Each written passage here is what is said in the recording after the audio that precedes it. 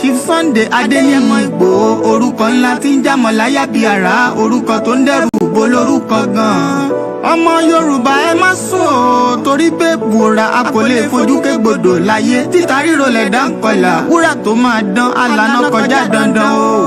Ọ̀wọ́n irin ní má bẹ̀rẹ̀ wọ̀nà ẹ̀dá kan ò lè ṣì wá lọ́nà mọ́ ẹjẹ́ àfìmọ̀ṣọ̀ kan ká lè débi re ẹjẹ́ àjọ gbárùkù ti Sunday Ìgbòho ṣá ọmọ Ìgbòho mọ̀rẹ́ nílùú Alágbàdo Òde ọmọ atapẹ̀tẹ̀ wọnú omi ọmọ gègèlè wodò sànyà ìsànyà ò rẹ́ràn bàbá yín láàrin ìdí omi kò sì náà ń kán sí yín lẹ́nu ọmọ òkúta mẹ́ta òkè Ìgbòho ìkan ṣe yín ní dábọ̀dàbọ̀ ìkan ní mọ́ rọra ìkan tó kù nígbà tí wọ́n ò mọ̀ Ìgbòho mọ̀rẹ́ kí ló dé Ìgbòho mọ̀rẹ́ sí ọmọ òpópó sanran ìgbàgede Ìgbòho sùn wọn láláìsí bẹ̀rẹ̀ wọ́n ní kó ní bẹ̀rẹ̀ ó máa kó bẹ̀rẹ̀ lọ ẹ̀sìn òní bímọ méjì ní Ìgbòho mọ̀rẹ́ bẹ́sìn bá bímọ méjì ní Ìgbòho àfikàn pọpọ sí amúkan yòókù bọ sànyà àtúmúyà rẹ̀ tí ò lọ́rọ̀ gbọ́ àfiṣẹrù wálé wàrà mòjé ọmọ onílé ọlà àwọn àjòjì tó ń ṣe ségesège tọ́láwọn òní bomi kó sí mu wọ́n láwọn òní bomi sànyà wẹ́sẹ̀ ìgbà tójú kò fi rí ńkọ́ gbogbo wọn náà sáré bomi kó sí mu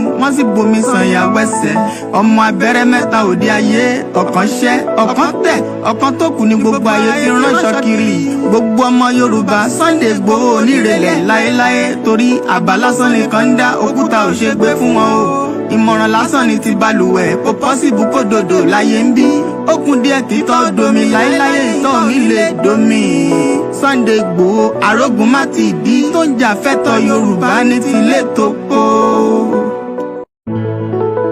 ọmọ Ìbàràpá lápapọ̀ ẹ̀jẹ̀ adúpẹ́ lọ́wọ́ àkí ọmọ Yorùbá lápapọ̀ tilé tó kó ẹ̀mí àbọ̀ ẹ̀bá nǹkan mọ́ Adéyẹmọ. Chief Sunday Adéyẹmọ Ìgbòho orúkọ ńlá tí ń jámọ́ láyà bí àrá orúkọ tó ń dẹ́rù bo lórúkọ gan-an. Ọmọ Yorùbá ẹ má sùn o torí pé bùrà a kò lè fojú kégbodò láyé títa ríro lẹ̀dá ń kọlà wúrà tó máa dán alànà kọjá dandan o. Ọ̀wọ́n irin ní má bẹ̀rẹ̀ wọ̀nà ẹ̀dá kan ò lè ṣì wá lọ́nà mọ́ ẹjẹ́ àfìmọ̀ṣọ̀ kan ká lè débi re ẹjẹ́ àjọ gbárùkù ti Sunday Ìgbòho ṣá ọmọ Ìgbòho mọ̀rẹ́ nílùú Alágbàdo Òde ọmọ atapẹ̀tẹ̀ wọnú omi ọmọ gègèlè wodò sànyà ìsànyà ò rẹ́ràn bàbá yín láàrin ìdí omi kò sì náà ń kán sí yín lẹ́nu ọmọ òkúta mẹ́ta òkè Ìgbòho ìkan ṣe yín ní dábọ̀dàbọ̀ ìkan ní mọ́ rọra ìkan tó kù nígbà tí wọ́n ò mọ̀ Ìgbòho mọ̀rẹ́ kí ló dé Ìgbòho mọ̀rẹ́ sí ọmọ òpópó sanran ìgbàgede Ìgbòho sùn wọn láláìsí bẹ̀rẹ̀ wọ́n ní kó ní bẹ̀rẹ̀ ó máa kó bẹ̀rẹ̀ lọ ẹ̀sìn òní bímọ méjì ní Ìgbòho mọ̀rẹ́ bẹ́sìn bá bímọ méjì ní Ìgbòho àfikàn.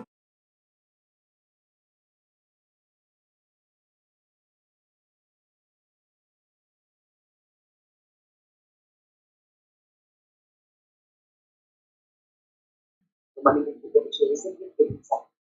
You call me on 07497377647 at any time. All about Sunday has been anywhere account. Remember to use the promo code SR and 5,000 credit without the best radio show. Broadcasting worldwide, online 24/7. all around the world. In your car, At work, at home, on your smartphone. our radio. Okay. Are you ready to turn it on? 10, 9, 8, 7, 6, 5, 4, 3, 1. Wow. It is a very good evening and welcome once again to, Starr Radio UK. It is the month of February. My name is OLAMILEKAN. Mo kí gbogbo ọmọ Yorùbá pátápátá, mo kí gbogbo àwọn olólùfẹ́ wa ní gbogbo ibi tí ẹ ti ń darapọ̀ mọ́ wa.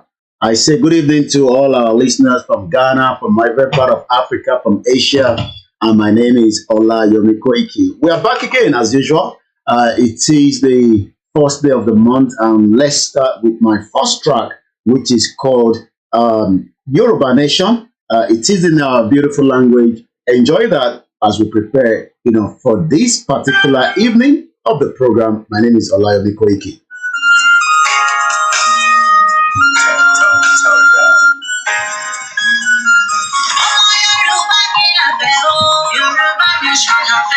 A shout out to my producer, Mr. Archie Amon, Mr. Frank, and all the rest of the presenter on Star Radio UK. I say good evening and welcome once again.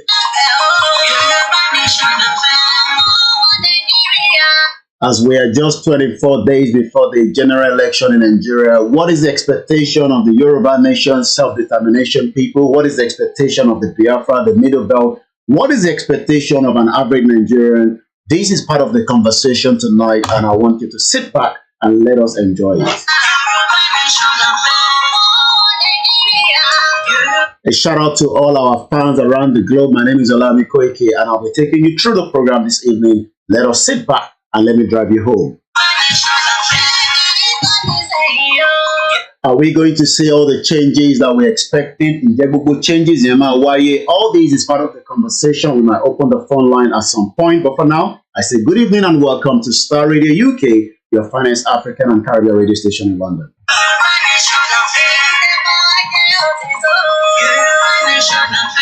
Ọ̀pọ̀lọpọ̀ ti béèrè pé kí ló fẹ́ ṣẹlẹ̀ gangan? Is there going to be an election in Nigeria, or are they going to postpone the election? Are we going to see the military taking over in Nigeria? All these are questions that so many people are asking. Are we also going to see the Yoruba people making their full declaration out of Nigeria before the election? What is happening with the Biafra? The Biafra are saying that there are no more election in Biafra land. And as we continue to also look at the current situation of things with Mazi Nnamdi Kanu. My name is OlamilekaN. I say good evening and welcome once again.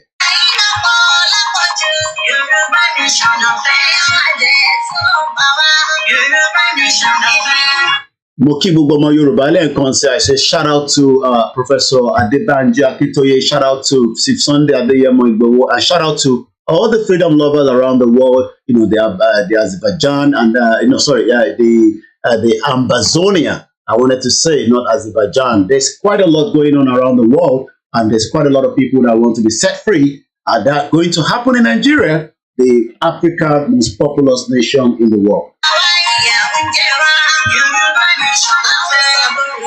A big shout out to my mom, a big shout out to those of you that have joined us already so far. In just about a few minutes, the signal is coming through. For those that are watching us, on the other sister platform, I say good evening once again. Orukomini Olayomi Koiki.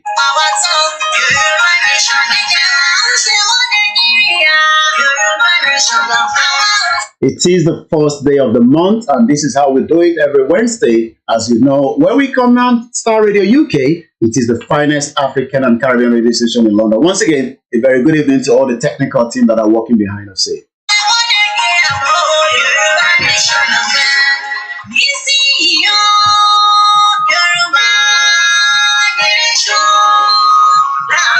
We are just 24 days before the general election in Nigeria. INEC is already complaining that they might not have enough fuel, to get some of their logistic back into, into some of the state. What is your take on all these? These are part of the conversation tonight. I say good evening, Moki Bubu Interim Wale Kakiri Bubu Agbaye Orukomini Olayomi Koiki, and I'll be taking you through tonight's program.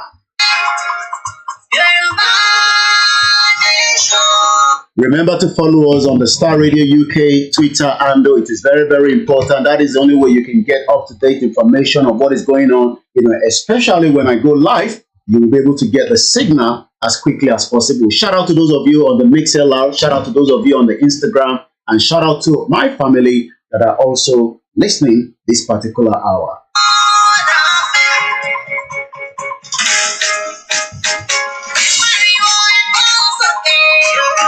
For those that are campaigning for the right to self-determination, which is allowed, this is not a secessionist. What is going on? Tinubu is actually complaining bitterly. El-Rufai says that it looks like some people are compromising the Tinubu campaign. Atiku says, I can work with Kwankwaso and Peter Obi. All this is all happening. Nigeria have never witnessed what is about to come into Nigeria. The Biafra spokesperson, Simon Ekpa, we might see if we can bring him into the program at some point, but that is not guaranteed yet, but we will try and see.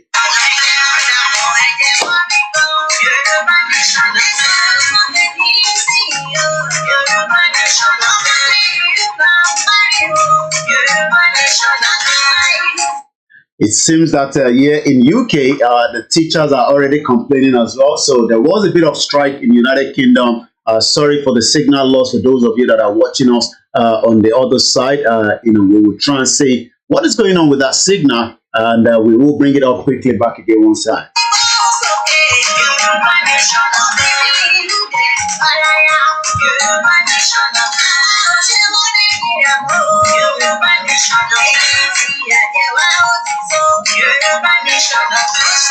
Orúkọ mi ni Ọláyọmí Kóìkì, èmi náà ni wọ́n ní fẹ́ lómi ṣe mí. Mo kí gbogbo ẹ̀yin olólùfẹ́ wa tí ẹ ti darapọ̀ mọ́ wa pé ẹ káàbọ̀ sórí ètò lẹ́ẹ̀kan sí níbikíbi tí ẹ bá ti ń darapọ̀ mọ́ wa. Mo kí gbogbo ẹ̀yin tẹ́ ti ń wọlé. Mr. Michael Ade, you are already on the Star Radio UK YouTube, and I say good evening to you.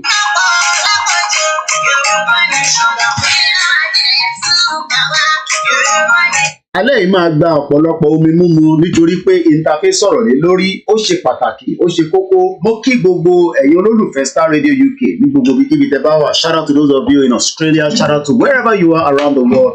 And this is the finest African and Caribbean radio station in London. And tonight we are looking at everything that might happen before the general election in Nigeria, which is just about 24 days from now. Let's go back into our first track. It's just coming up to exactly 1800 hours.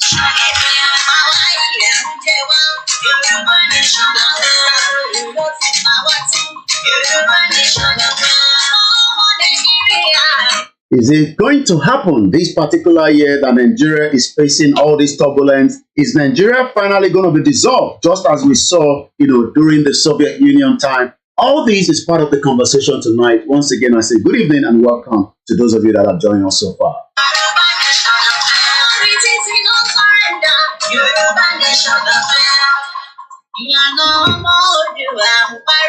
Shout out to those of you that have joined us. Mrs. Esther, Dennis, Otto, good evening. Mace, good evening. As you are all joining, let's settle down into the conversation. Nigeria, I always say, is at the verge of breakup. And as we say, the indices coming out of Nigeria is not a very good one, as we saw that Nigeria is owing quite a lot of money, corruption, a lot of things is going on in Nigeria. Are we going to see the final part of Nigeria? Yoruba, Ogwadulawo, Nigeria will see woto soon. No more Nigeria. We've seen a lot of prophecy in the last 1 year, in the last 2 years, a lot of different prophecies. Some say Yoruba nation is not going to come true. Some say Yoruba nation is going to come true. Some say Biafra nation. Some say Nigeria is at the verge of breakup. And some say, since we cannot restructure Nigeria, it is better that everybody go their separate ways. But it seems that the politicians are still not yet clear about some of the messages. Mrs. Omoto Sholawumi, Mokibubo Interim Wole Lenkansi.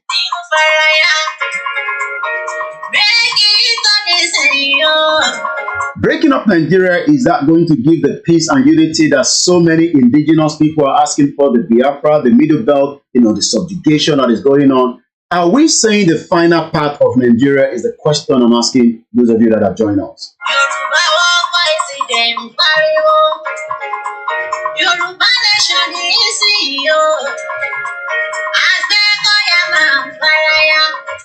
A lot of Nigerians have not been able to get access to the new currency, and if you're going to get 50,000 Naira from the POS, be remembering that you'll probably have to pay another extra 5,000, or you might end up losing 5,000 Naira to get 45,000. I was asking my wife, why is it that some people have access to that new Naira note, why most Nigerians do not have access to it? Idris Abimbola, Ijaya says no election, no election. Mo kí ìyàwó Comfort Adeleye gbogbo yín tẹ́ ń wọlé mo rí pátápátá èmi ọmọ yín náà ni Ọláyọmí Kóìkì. I am here right now on the Star Radio UK transmission from London, and the topic is 24 days to the election. What should Nigerians expect?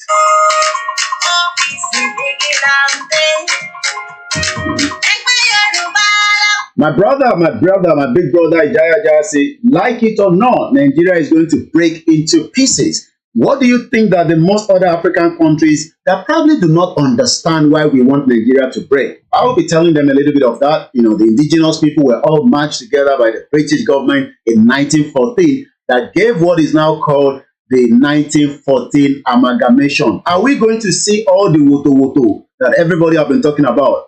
The Biafra spokesman, Mazi Simon Ekpa, I'll be reading some of the Biafra press release in the last couple of days that have already been out. The British High Commissioner in Nigeria, Katrina Lang, says every Nigerian should go get their PVC.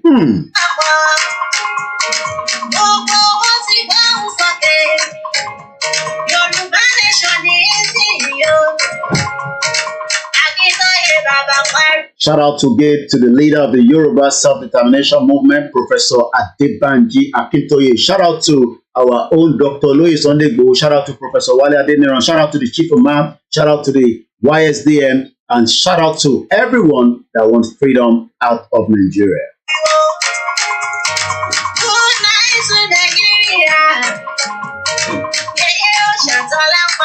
Shout out to all the almost 40 strong Yoruba self-determination media. We cannot be able to mention all your names. Shout out to the Yoruba World Media. Shout out to everyone that believe that the right time is now, but some say it is not yet for Nigeria to break.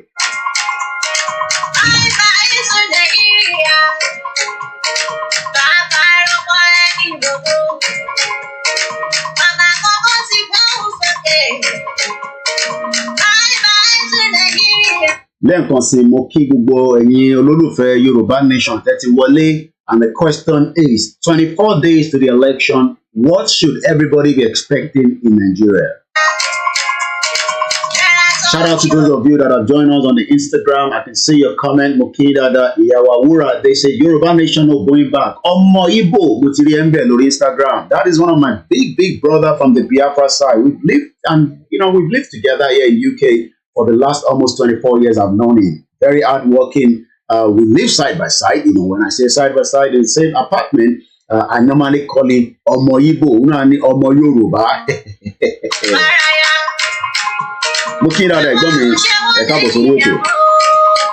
And to all our ghost watcher, I say welcome to the program as well. We're just about some few more minutes and we go straight into the program. For now, this is Janet. Yoruba Nation is the title.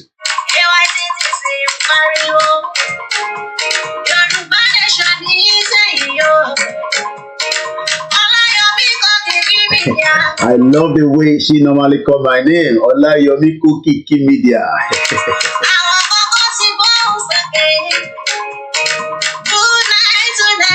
Oh my God, it is like good night to Nigeria. Is it almost time for good night to Nigeria in 24 days from today? As we are now approaching that important hour. February is something that a lot of us knew is coming. Some even say that they've got Yoruba Nation, and we say we don't have a nation yet, so please stop saying such things that you have a nation. There's nothing to indicate that we have a Yoruba Nation yet. Let me first clarify that particular part. Every time people say that Atiku Ọlọ́run ti fún wa nílùú, no, please take that notion away from your heart, from your mind. The Yoruba Nation is not yet a country, but it is still a movement. It is still a project that needs to be completed. So if you are hearing anywhere pé àti gbàlúwa àti Ọlọ́run ti fún wa nílùú àti gba nation ni wa ẹ lọ máa jó ẹ lọ máa yọ̀, that is a complete total nonsense. The country doesn't have to be what it is, but the most important thing is the Nigerians that know that there is going to be a problem. But we don't even expect the Yorubas to be put in this kind of deceit that they've got a country. Let me say it here on the Star Radio UK. Hey, Tigba country. Nobody has a country yet, but we are working towards getting ourselves out of Nigeria. So if you have been hearing that, Atiku, we've got our country and we should go and be celebrating and be jubilating. Oh yes, we want to jubilate and celebrate at some point, but the time for that is not yet.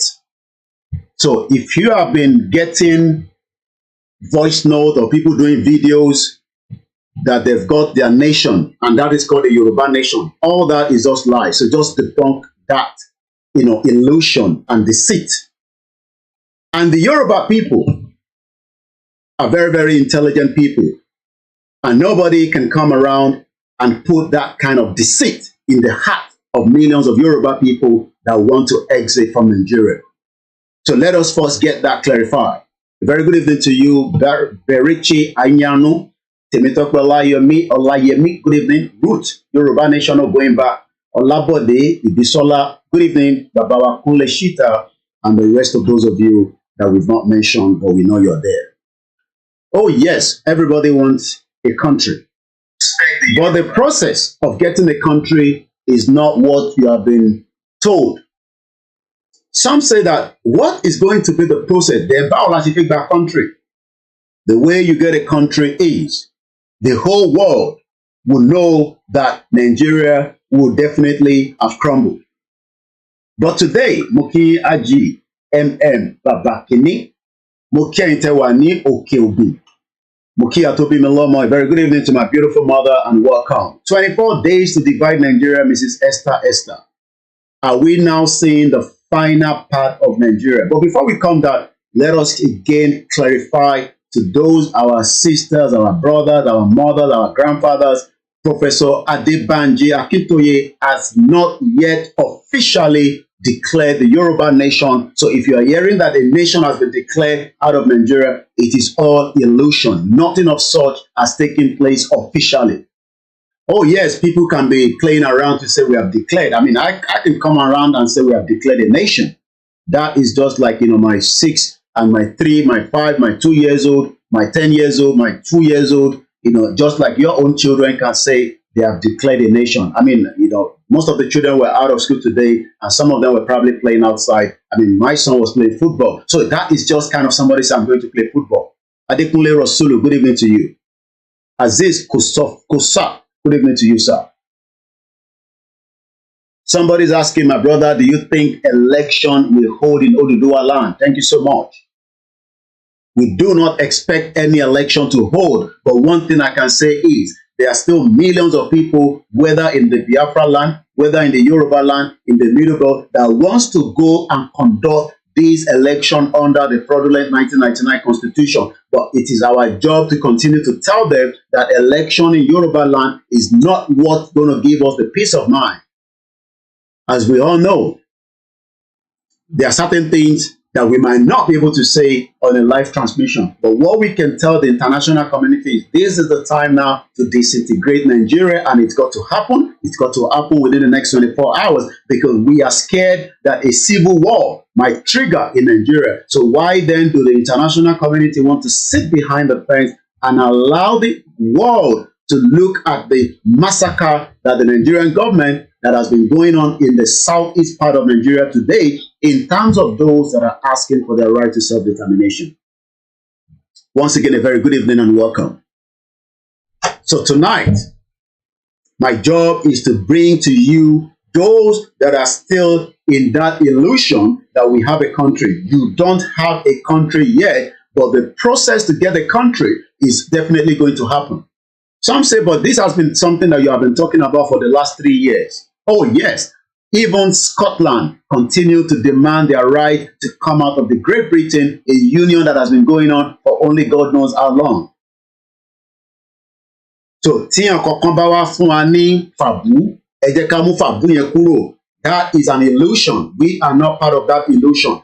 There will be a dialogue between us and the government, but before that dialogue can happen, some certain things will trigger that dialogue. And part of what might trigger that dialogue is already facing the heart and mind of so many Nigerians. I saw a woman almost half naked in the banking hall just because she could not get access to a bank account. These are the pressure cooker that we are already saying that a lot of Nigerians might bust out and they might start becoming very, very angry with the federal government. And this is the reason why we are saying officially to the United Nations, they don't give you a country. We have told you that during a campaign for the last 3 years. the United Nations, the European Union, as I speak to you right now, are currently in Abuja preparing for what they can call, looking into the election. They might also be preparing to look into the disintegration of Nigeria, because some part of Nigeria will definitely not be an easy one for election to take place. Good evening to you, Grammy Maskey, and welcome again. John, good evening to you, Mokibugo Inti and Darapọ̀ mọ́ wa. Bear with us, if you are saying that the audio is very low, it could be maybe your device, because that is just one person. Please let us all confirm. That is not coming from the Starr Radio UK. You might want to go to the YouTube of the Starr Radio UK, but if you're watching me from the sister broadcast, I don't think there's a problem with the audio.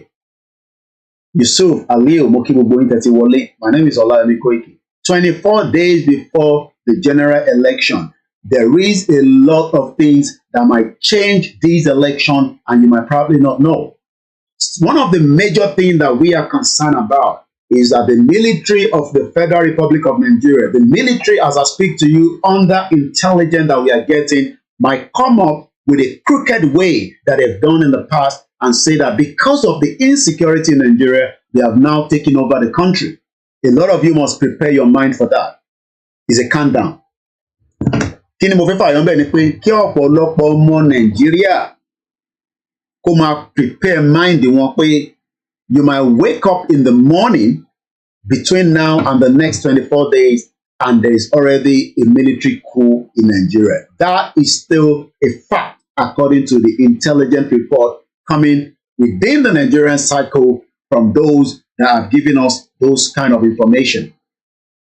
So kí gbogbo àwa tí à ń ṣe self-determination, whether you are Biafra, you are Middle Belt, you are Yoruba, even those outside that are already complaining of being marginalized, we don't know whether they are prepared to exit Nigeria or they might want to retain the name Nigeria. But a lot of the Yoruba do not want to retain the name Nigeria because nobody is a Nigerian. Nigeria is not a fabrication by the British Empire in 1914.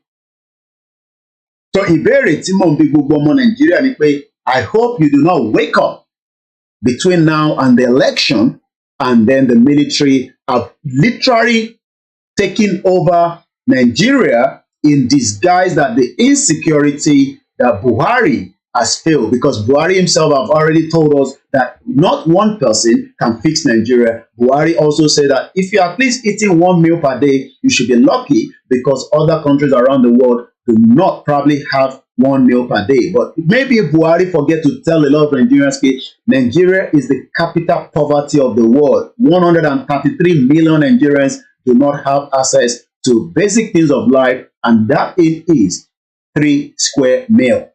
So Buhari is probably living in a different world entirely. Good evening to you, Mrs. Adenekon. Good evening to you, my big uncle, Tony AJ, and those of you that are watching us in Belgium, in Libya, in Oman. We have a lot of Yoruba people in Baghdad. We have a lot of people in Georgia. We have shout out to those of you in Kuwait, Saudi Arabia, in Turkey, in Yoruba land. Shout out to those of you in Canada, in Italy, in Germany, in Beirut, in Asia, Malaysia.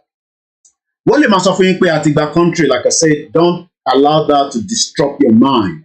There is no country yet, but the process of the Yoruba people to exit Nigeria, there is work ongoing. Some might say that they have told us there's no plan. Those that gave you those false information cannot even guarantee that their own declaration that they've deceived Nigerians and the Yorubas in particular is going to stop the 2023. So that declaration cannot stop nothing because it is just nothing to even write home about. But the reality of the conversation tonight is to tell the Nigerians that are excited with their PVC, that they are fed up of the criminality, the corruption that kept Nigeria under below par. As of today, a Nigerian do not even have basic things of life. And one of those is having access to medical, having access to education, having access to welfare. So the country itself is going through a turbulence. It's like a Titanic that is almost ready to sink. Good evening to you, Adebanjo Yusuf. Mokiyi Tatiwole, Oluwaseun Oluwafemi, welcome on board. Moki Babawa Emir Ashikun, Mo kí gbogbo àwọn coordinator. And once again, this is the Star Radio UK transmission from London. Some say that, we are trying to instigate violence into Nigeria. The violence going on in Nigeria is done by the Fulani that are creating a lot of havoc. You cannot travel from one end to the other. And the reason for that is the porous border that President Muhammadu Buhari actually opened. The Fulani wants to take over the land. You need to listen to, one of the videos that I'm going to now play you, the soundtrack, which came out from, Governor Ortom. Governor Ortom, according to a video that I came across on Twitter. We're going to get that ready in just about a few minutes. Once again, mo kí gbogbo ẹ̀yin tí ẹ ti darapọ̀ mọ́ wa káàkiri gbogbo àgbáyé. Yes, we want a Yoruba nation, but no one should come and deceive us. And that is why we are better to say that we don't have a nation. The process is still ongoing. It will happen whether they like it or not. But the indices of Nigeria collapsing on itself is also going to happen. Some ask that, how are we going to finally then have that nation that we are talking about? We will give you some of those answers tonight. So if you have time with me, you sit down. But for now, I am dealing with all the Nigerians as a whole. I have given you the one instance that might happen between now and the next 24 days. And that is a coup. But we know that there are some element of people that do not want Nigeria to break. Let us listen to these. For those of you that are still thinking that we are one country, this is an audio. Let's enjoy it together. About to have the most important elections in our history. The results will affect not only our country, but the entire region of West Africa and in turn the rest of the world. Because that our resources are fueling a lot of people. But I just found out something crazy about the origins of Nigeria that shocked the hell out of me. Nigeria was never meant to be a country. It was something else entirely.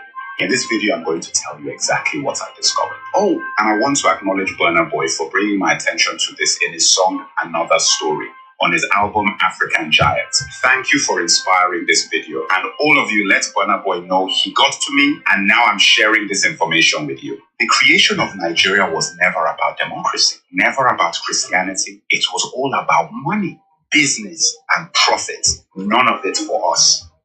Pay attention. The area now known as Nigeria was called the Slave Coast up to 1870.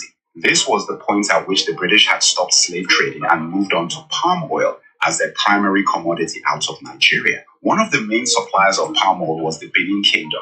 And you have to watch my video of one of the greatest African kings most of you have never heard of, Oba of Oranwen.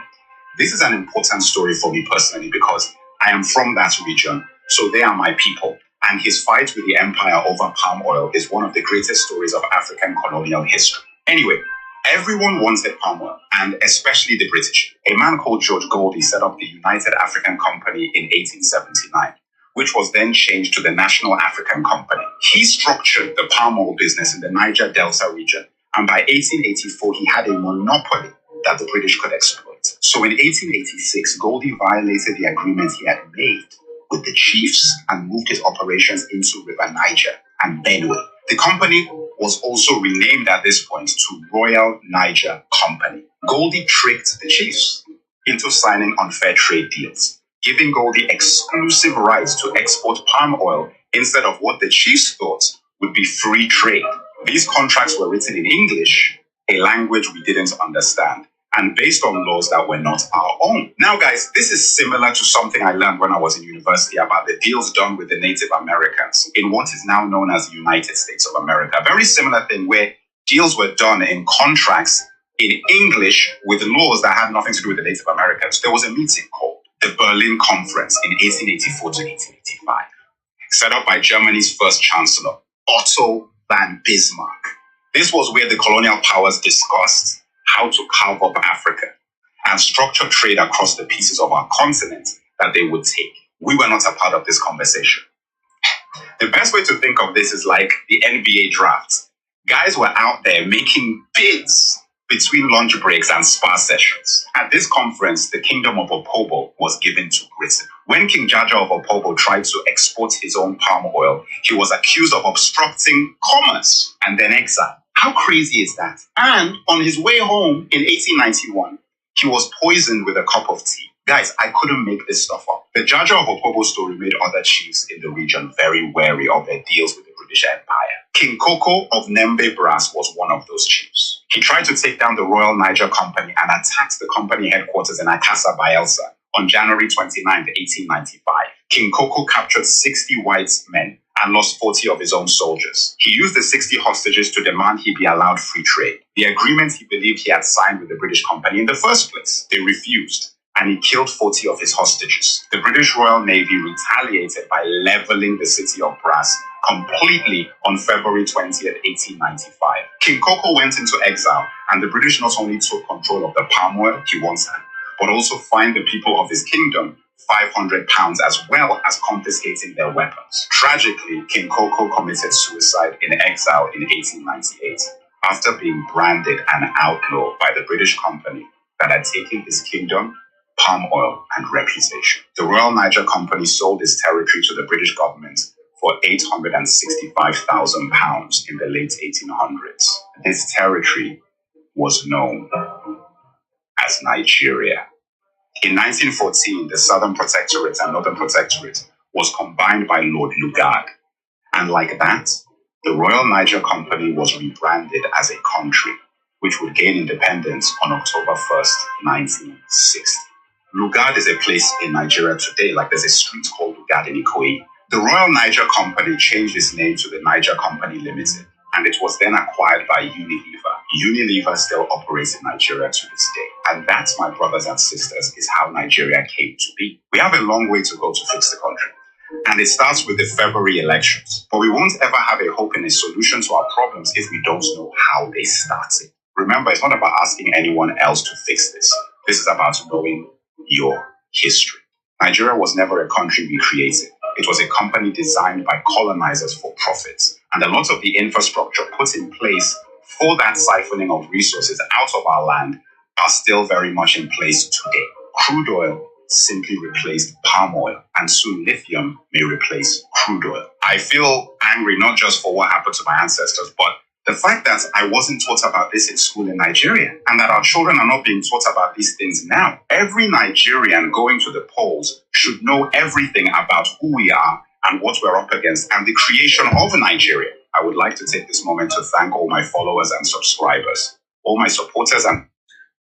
Wow.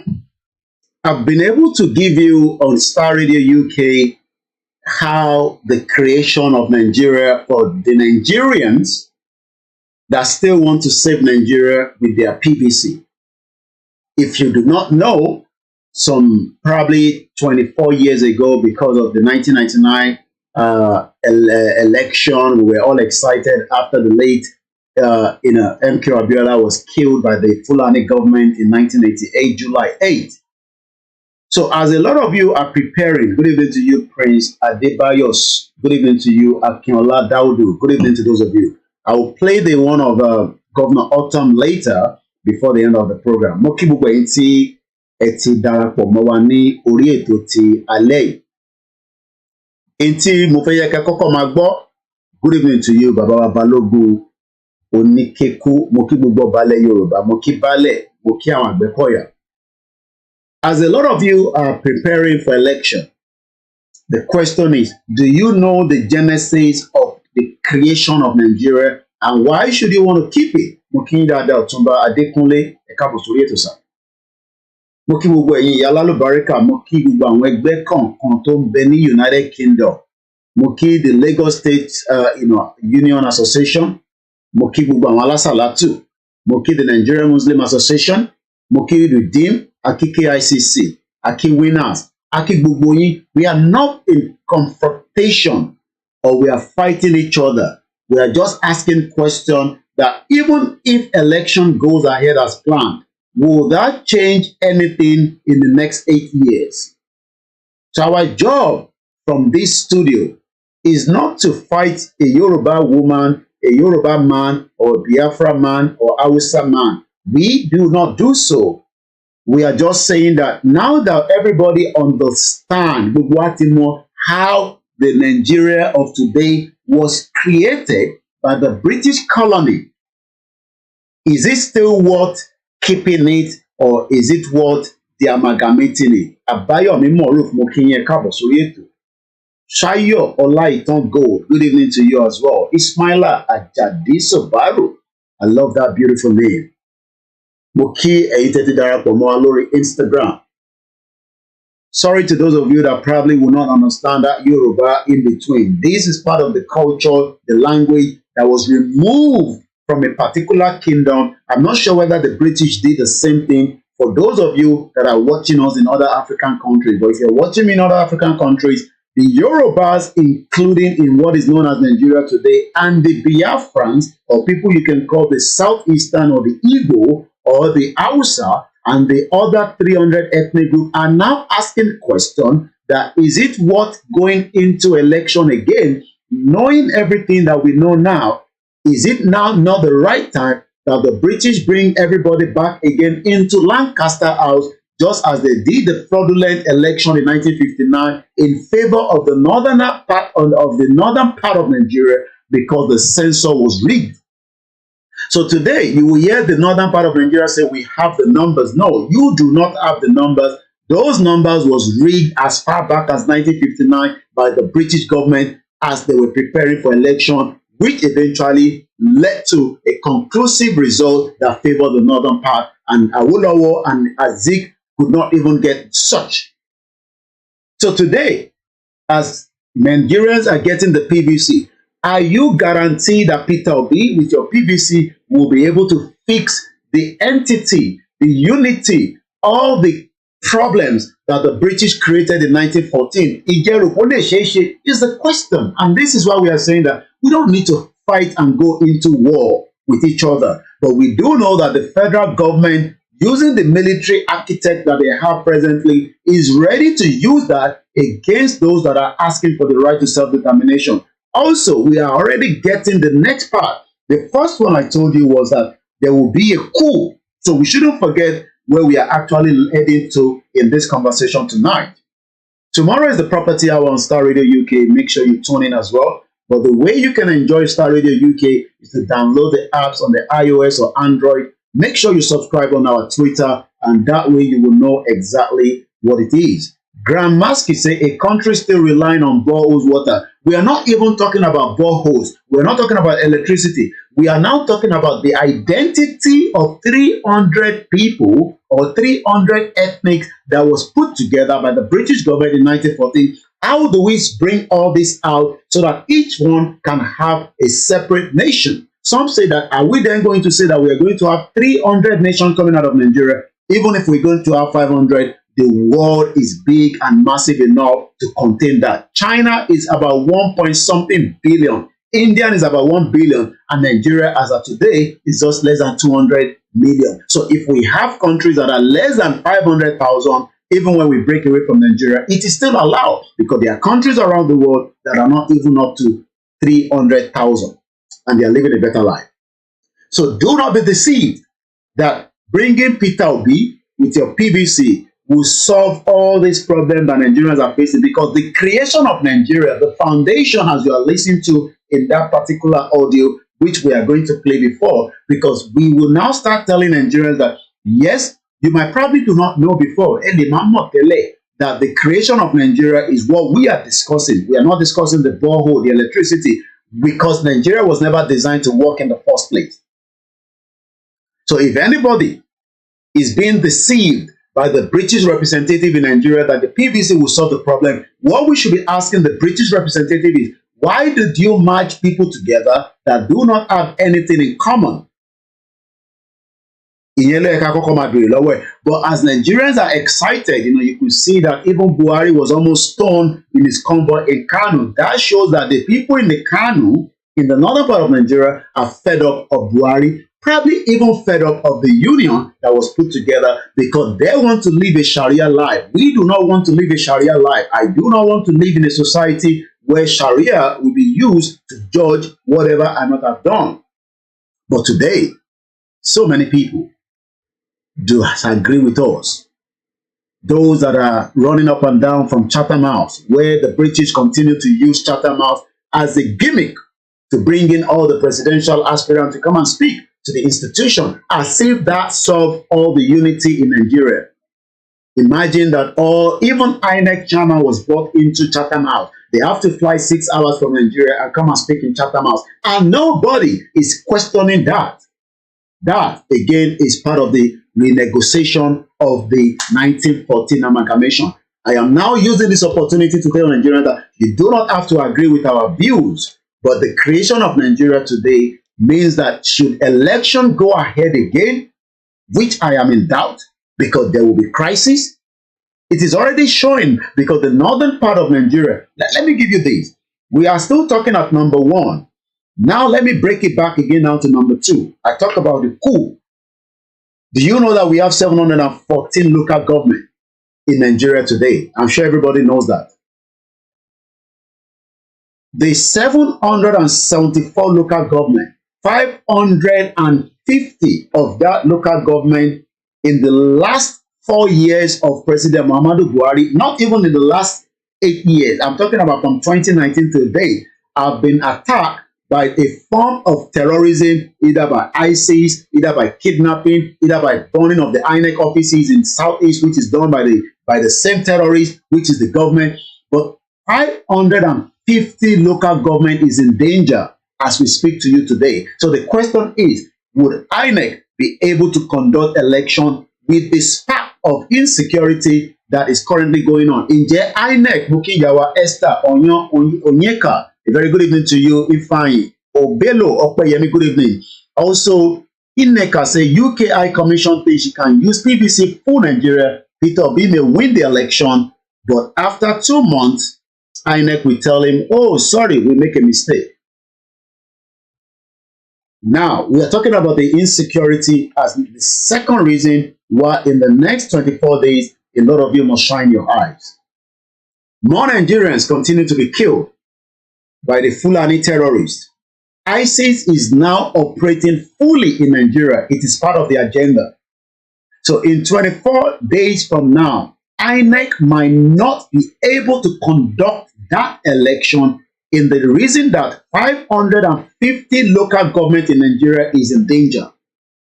And the question then is, as a Nigerian, why do you want to put yourself in the danger line because you want to go and cast a vote that might not even be used to make a decision? Because we do know that in the last 23 years of democracy in Nigeria, what they have done is what they call selection, not using your PVC to elect. So nobody's elected.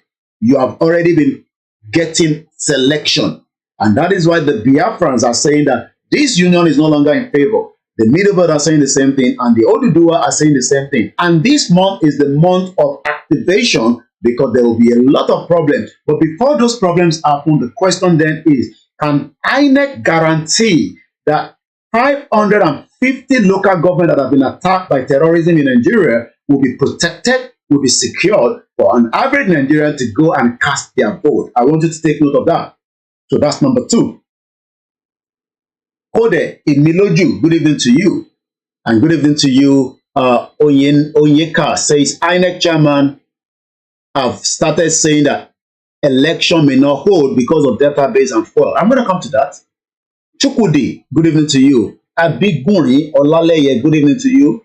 Akanji Oladapo, good evening to you.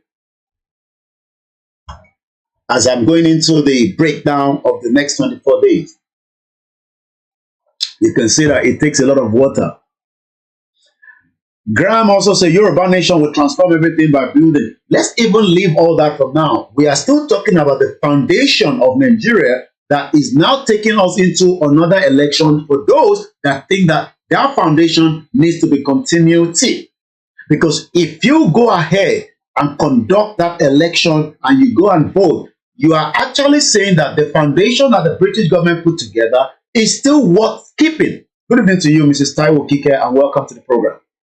So I want us to continue to focus our mind not on the building of Biafra land for now, not on the building of Yoruba land, not because there is no electricity in Nigeria, not because Fulani is going into our forest. We are now fighting for something which is our identity that the British government took away from us in 1914. So that's number 3. So those that are campaigning for self-determination, and not in any reason than the fact that a Scottish remain a Scottish, a Welsh remain a Welsh, an Englishman prefer to be known as an Englishman. He does not want to be called he does not want to be called a Scottish. Don't expect an Englishman to be called a Welsh.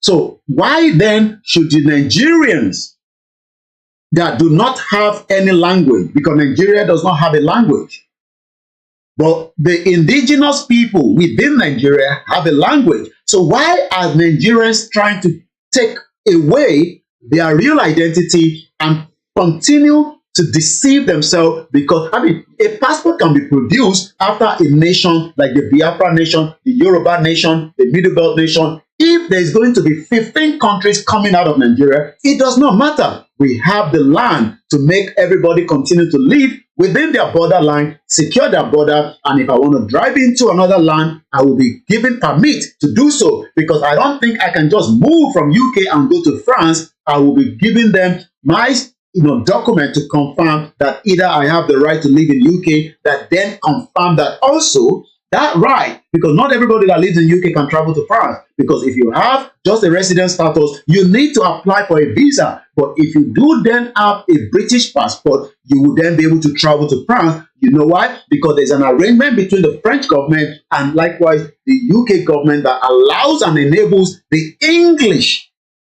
and the Scottish and the Wales. But if we then break away from Nigeria, that will be the kind of process. But Nigerians do not want that process. They want to keep the foundation that was faulty, that the British put together, that then gave the what is called the amalgamation. And tonight, I am asking the question, 24 days before the election, are you sure that your PVC will rectify all these problems? Or are you being deceived by some of the diaspora that have run away from Nigeria, and more of you are also trying to run away?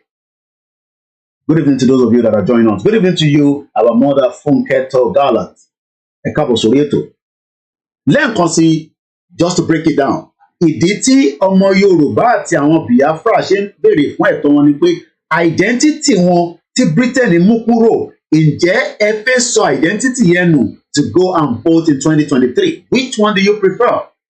Do you want to keep your identity and save that identity for the next generation? Just as the Yoruba had this conference on Saturday that asked the question, where would the Yoruba people be in the next 200 years? Or do you want to remain as a Nigerian where around the world nobody values or respects you as a Nigerian? So these are the key questions tonight as we go to number 4. We've talked about likely coup in Nigeria. We've talked about the insecurity might be the reason why election might not hold.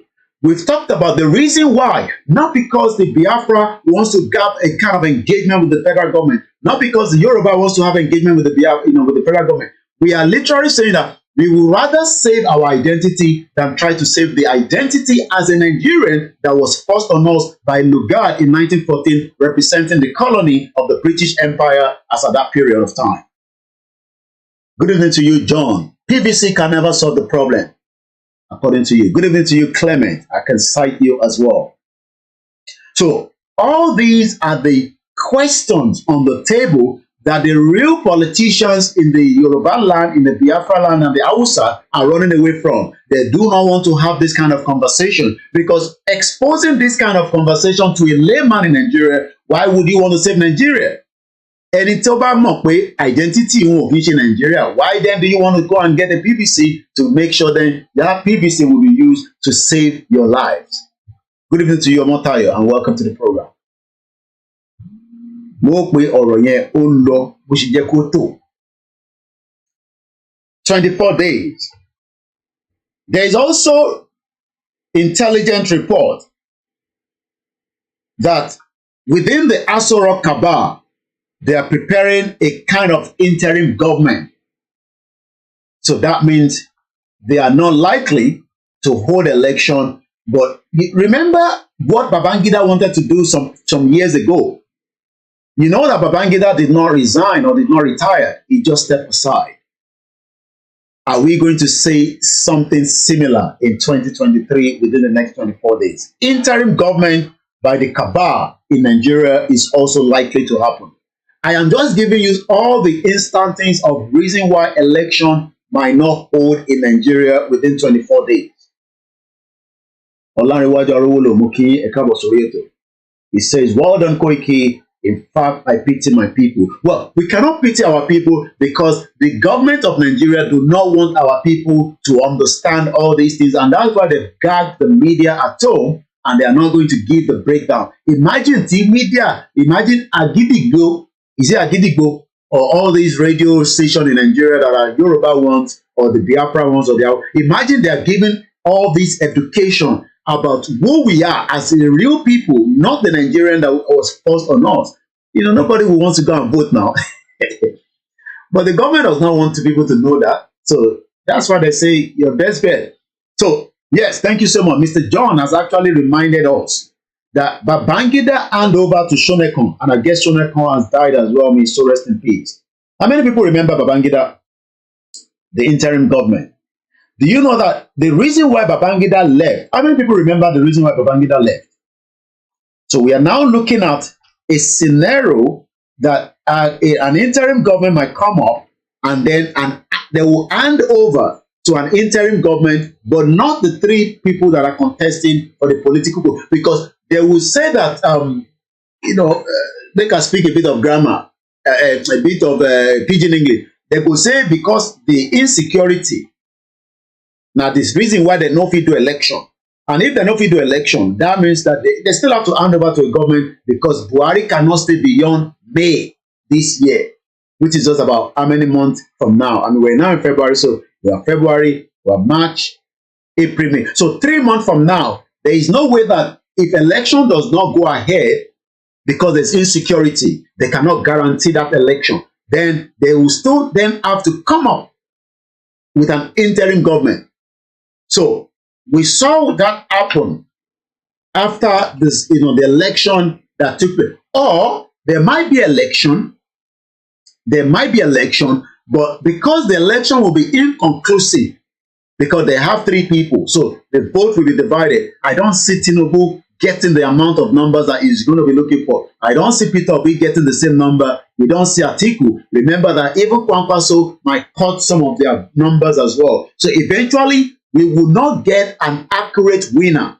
That is if the election goes ahead, even though within some certain region in Nigeria, election might not even go ahead as well. Because INEC cannot guarantee those elections in those polling units. So we might then have an interim government that might kick in. And what do you think is going to happen when interim government kicks in? What do you think happened? When Babangida hand over the interim government, what then happened? Who can remember? Because I'm looking into some of our comment section. Once again, this is Star Radio UK. It is the first month of February, and this is how we do it in 2023 as we continue to review and look at Nigeria as a whole. How many people are old enough? Shamsuddin Oladipupo, good evening to you, and you say Yoruba Nation now. How many people do not see what happened after Babangida? Babangida is currently in Germany as we speak right now. He has run away from Nigeria because he knows that Nigeria might go into all kind of issues. Mokindada Yawa Omogbola Obat, and thank you so much. Talonoti Bati Babangida to be Ijoba fún Ijoba Pidi here, because the Yoruba people will say Ijoba Pidi here. Mr. Stephen Akindele, welcome on board. Boki Babawa Adekunle Plenty, Slim _ Bashi, additional 9292, Samson, Olanrewaju, Dotty, Akin, Comfort, quite a lot of you on the Instagram, and those of you watching on Twitter. Yami Yeti Queen, good evening. Shonekon took over and Abacha later took over. This man follows the tragedy of Nigeria. The trajectory of Nigeria is about to happen again. Should we not start shouting and saying that we do not want any such arrangement? Because when Shonekon was given the power, Abacha was sitting down like a titan. Just hand over the power, and then I will snap it back from Shonekon. Ekale Yawa Yeti Queen. Olatoye Abdurrashid. The Yoruba nation has nothing to do with, Islam, Christianity. It's got something to do with our identity. Odua also said the military takeover. Bridget Agbama, welcome on board. This is Star Radio UK. It is your finest African and Caribbean radio station in London. Yes, Babangida has run away to Germany. Waris Ginaldo, good evening to you. Mace Gold, you're coming a bit late into the classroom. We've done almost an hour already. This is a classroom on Star Radio UK every Wednesday. Good evening to those of you. A shout out to all our listeners in Morocco, in Kenya, South Africa. Shout out to you. Should we just click in and play the next track, or should we just continue with the analysis? Once again, thank you too much to my producer and the back-end team, the sound engineer, Mr. Archie Amond. Maradona Babangida is in Germany as I speak to you right now. So, what might be the game between now and then is that there's a lot of stakeholder in Nigeria. So everybody is trying to see, Maze God, good evening to you, Olakunle, my namesake. Once again, good evening to my beautiful mother. So, Adamu Adebola Israel, good evening to you. So there's a lot of different cabal. So let's go back to see and listen to what El-Rufai was saying. And that is part of why I say there is going to be a lot before 2023. Let's go and get that audio clip of El-Rufai. How many people have listened to El-Rufai? El-Rufai is currently angry, even though it could be a gimmick. Because the northern part of Nigeria are playing Tinubu. So they are pretending that they are with him, but behind the fence, they are doing something else. Let's listen to El-Rufai. Major actions in this government. Did the president agree with it?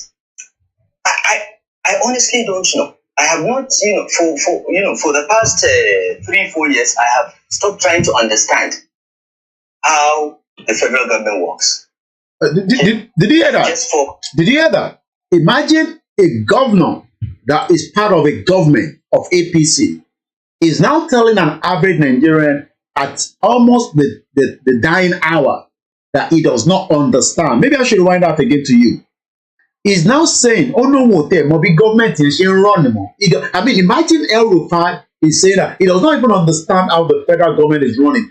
Do we now say that within this government of Buhari, we now also have another cabal that is operating, and they probably would not want the election to hold because they do not want to give that election to Tinubu. They do not want to give that election to Peter Obi. They might probably want to give it to Atiku, or they might not even want to give it to anyone and just go straight into the military coup in disguise of saying election cannot hold because of the incident. Imagine a sitting governor. This is Star Radio UK at exactly 6 minutes past 1900 hours every Wednesday. Let's listen again. Again, this is another thing that all the presidential candidates have agreed that it should be adopted and implemented.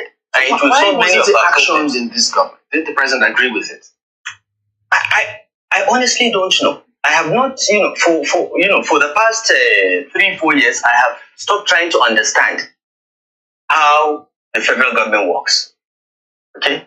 I just focused on trying to make my state work. Because imagine, he's saying that he does not know how the federal government works, but he can make his state to be ungovernable for the Christian in Kaduna, because we do know that there is an amount of the insecurity that is going on in Kaduna as we speak. Good evening to you, Mr. Obat said military intervention will be worsening the situation, but interim system of government will quickly force the government into roundtable to address the issues on ground. So, our listener says that should we go into interim government, it will then force that interim government, that is if it does not be Niger, to go into conversation with the Biafra. But the Biafra, I'm going to be reading the statement from, their spokesperson, Mazi Simon Ekpa, that says that they are not even going to wait. They will declare a Biafra. And this is why we are saying to the international community that Nigeria is going through a very turbulent time, and it is not worth having millions of Nigerians or millions of people that prefer to be known as Biafran and Yoruba to be engaged with the federal government of Nigeria. It's my primary responsibility there are some things that we see. Good evening to you. I almost forgot that we have another people that are listening to us from another platform. This is Eunice Ladipo. Good evening to you, Prince Femi. If anybody says Prince, that is not a pet name. That means they are from the royal family. Olatoye Abdul Rashid. Once again, a very good evening. Agree with the president, and he says this will get done, and it doesn't get done. And those that refuse to get it done don't get punished. So there are big questions when you say that. I mean, because right now people are wondering what is happening with your party's presidential campaign council. It doesn't appear that everybody is on the same page, singing from the same hymn sheet. So, for instance, if you have a president who is saying, you know, I don't want to remove subsidy because it's going to... The president is not on the ballot. The president has his tenure up to 29th May. He may not want to remove subsidy, but our party, if you look at our manifesto, we never promised that we're going to keep petroleum subsidy. We never did. Our party never promised that we'll redesign the currency. It's not in our manifesto. But this is unique. Okay, I love that. So, according to their manifesto, there was no plan to redesign the Naira. So that means somebody is sabotaging their party. So who gave the order to subsidy going to be removed? Who gave the order for the new Naira note that has become a big problem to an average Nigeria? And there's a lot of fake one around as we speak right now. 24 days before the election. Are we going to see Nigerians busting out, or are we going to see the situation calm down and election goes ahead? How is it going to happen? This is part of the conversation tonight on Starr Radio UK, your finest African and Caribbean radio station in London. Let's listen more to El-Rufai, the sitting governor of Kaduna State. To separate, okay, the personal decisions of some people in the villa from the manifesto of the party. It's important to understand that. Is there a division? Because the people in the villa, some people will say to argue that they're parts of your party. No, most of them are not. That's what is interesting. Okay, so again, it's giving us the notion that not every one of them are supporting APC that are currently in the villa. So right there, there's a stranger in the villa. Mukiba Baba Sulaiman Yusuf, Ekpa sir. Maze Gold, good evening to you once again. And you also say, Amobole Kaja Diaspora Inati, Amobole Kaja Media. Most of them are not.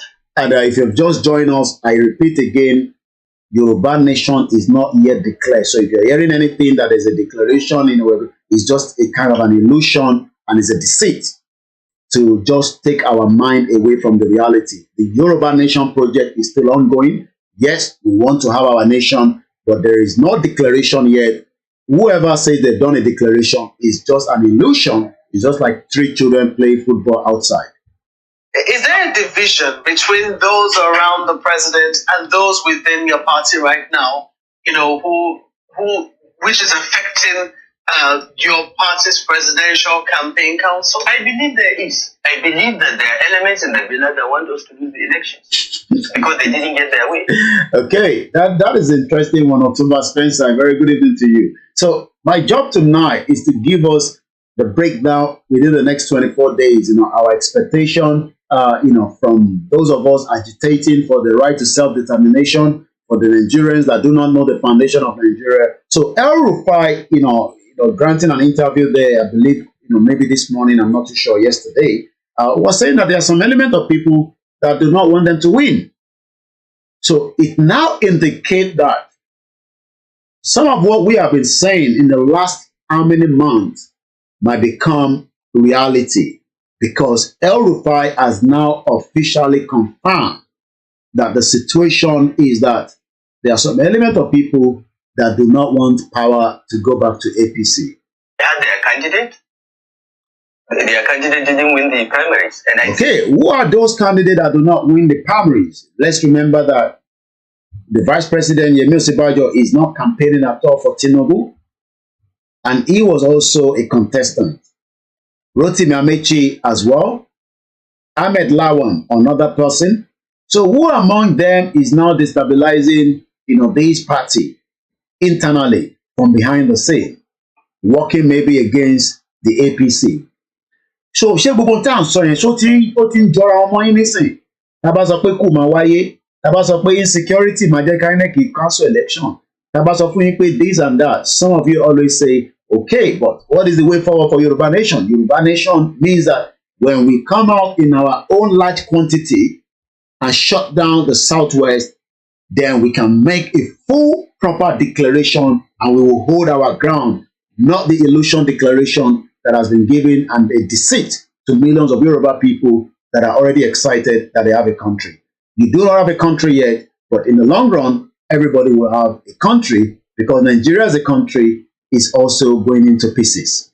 They are still trying to get us to lose the elections, and they are hiding behind the president's desire to do what he thinks is right. So if he said desire, that is, it means wish. So the president wish. So what is the President Muhammadu Buhari's wish with this election? Would Buhari not allow rigging? Would Buhari allow election to be conducted even if it's not going to favor his party? Because Buhari is already tired, dead or alive, as he has also said that he has been called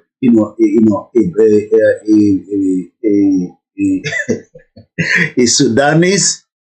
So Buhari is not going to do anything between now and the next 24 days. But within the carcass of those behind him, there's a lot of mechanism, and those mechanisms could not just be internal mechanism. Remember that the foundation of Nigeria, some people do not want it to break. So whatever is playing out now between APC, PDP, Labour Party, it's all part of what will make Nigeria to sustain beyond 2023. And the moment Nigeria can still sustain itself, I mean, as long as we are still bearing the name Nigeria after 2023 election, then that means, nothing can be done. We just have to accept it. And that is why some of us are saying that we need to be careful with this election, especially the Yorubas, because we are saying that renewing that election mandate, regardless of whoever you want to support, will mean that you are telling the international community that you are satisfied, you are happy, you are okay for Nigeria to continue. Mr. Akinwande, welcome on board. I'll give two examples. This petroleum subsidy, which is costing the country trillions of naira. So who is benefiting from the petroleum subsidy? Is that the layman on the side street? Is that somebody that was going and then the container fell onto their head? Even today, after the sad event on Sunday, 10 innocent people died, burnt to ashes in Ondo State. May their soul rest in peace. 30 people were killed in Bauchi on Sunday. And that same Sunday in Lagos State, the mega city, the slum city as is known, I can see it, Babangida Sanwo-Olu in Ekpa campaigning, excited. And each time Wasiu is playing the music, nobody's asking questions. They're just dancing. Hey, Wasiu. Everybody's just dancing. But the real dance is the Yoruba people in Ekpa. I hope they remember that there's nothing called Nigeria. But how would they know if Wasiu is just playing the music and they're excited? They probably bring still development to Ekpa. But the real indigenous that are meant to be known as Yorubas are losing their identity bit by bit. So today, rather than us all as Yoruba people asking the question, who is a real Nigerian and why should we continue to save Nigeria for who? Over 3 trillion is money being made on subsidy. Who is making the money?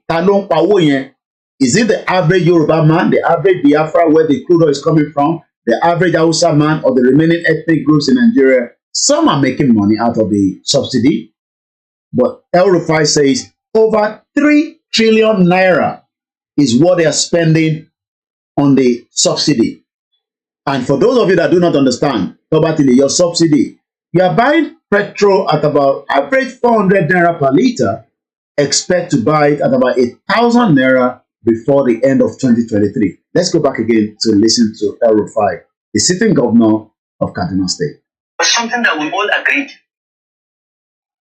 will be removed. In fact, I had it. I'm just getting a message that the military are raiding area boys in Lagos so that they do not disturb what the agenda that they probably have. Nobody knows what is about to happen within the next 24 days. Showed the president and showed him why it had to go. Because how can you have a capital budget of 200 billion for federal roads and then spend 2 trillion on subsidy? This was a conversation I had. Okay, you heard that very well, and I'm going to rewind that bit. El-Rufai says that, on capital, let's hear him again. Will be removed. In fact, I had a discussion with the president and showed him why it had to go. Because how can you have a capital budget of 200 billion for federal? So a capital budget is 200 billion capital budget. Okay, capital budget, 200 billion. But it often TT. How much did he say? Let's listen to him. Federal roads, and then spend 2 trillion on subsidy. So they are spending 2 trillion naira on subsidy. So who is enjoying the subsidy? You can see the fraud that goes in Nigeria, and that is why, according to the the corruption index, has now placed Nigeria at 150 to 180 countries in the world. So we have about 180 countries that they look into the corruption and the all kind of problems going on into it. But Nigeria had 150 as a country. So our Mr. Bashir Abdul Salam say, thanks for your good work. God bless you, Mr.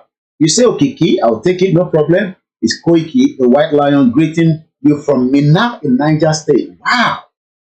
We love you all in Minna.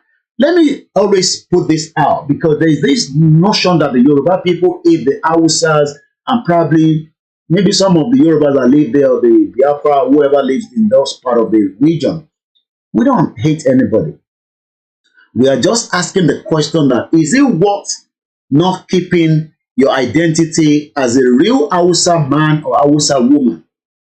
Jakulu Shola, my brother, welcome on board. As taking that name Nigeria that was given to us from this contraction, which is now having a big impact on everybody's life.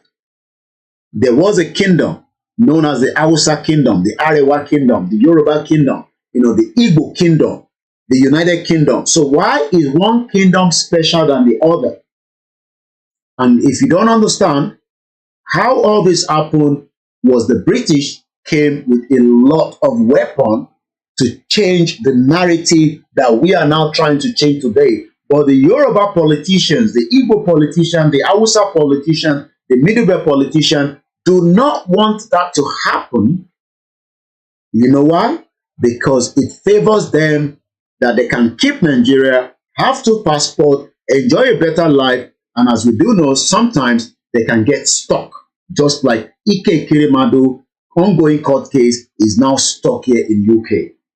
Since June last year, Ike Kirimadu has been held on allegation of organ harvesting. This was a governor before he was a sitting deputy senator. They had everything that they could have done to at least bring a specialist, probably maybe not a Nigerian, but another person, build an hospital where organ can be fixed. But rather, Ike Kirimadu is not comfortable with the health system in Nigeria, just as governor of Ondo State, that is very, very sick, according to his wife, runs his journey not to treatment. So Ike Kirimadu was coming here. I mean, anybody would do anything to try and rectify the health of your family, but Ike Kirimadu had that opportunity as a Nigerian senator.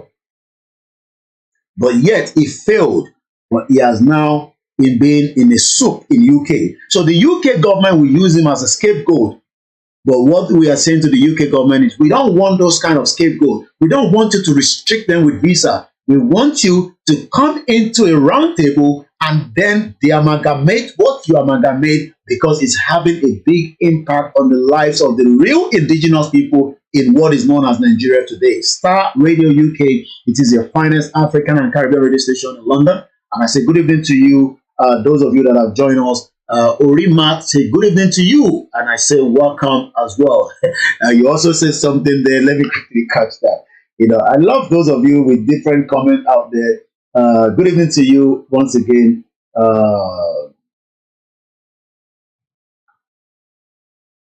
There's nothing called occupying. Don't be deceived with anything occupying. They're not occupying anything.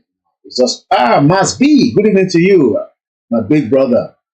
You say boy, they don't put any big brother. I mean, like, bro, you know, I love you so much, must be. Keep up the good work, and let's support all our media back home. They are doing a very, very fantastic work. So, subsidy that we were already catching up with, with El-Rufai, they are spending 2 trillion. That is a staggering amount of money. Níbẹ̀ làwọn kan tí ń ní owó lọ́wọ́. Why tí wọ́n tó ń pè wọ́n Nàìjíríà níbẹ̀ ló ti ń jìyà.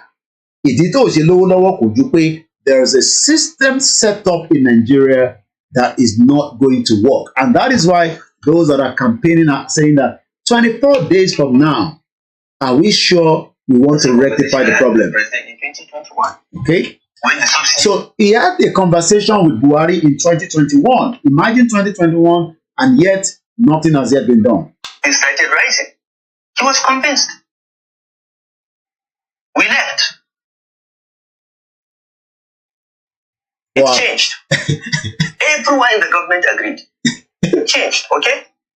Secondly, the second example I will give is this. So that is El-Rufai for you. Now, Edeka Logbo, why, if you think that Tinubu is a good man, well, somebody is already challenging Tinubu, known as Naja'atu Muhammad.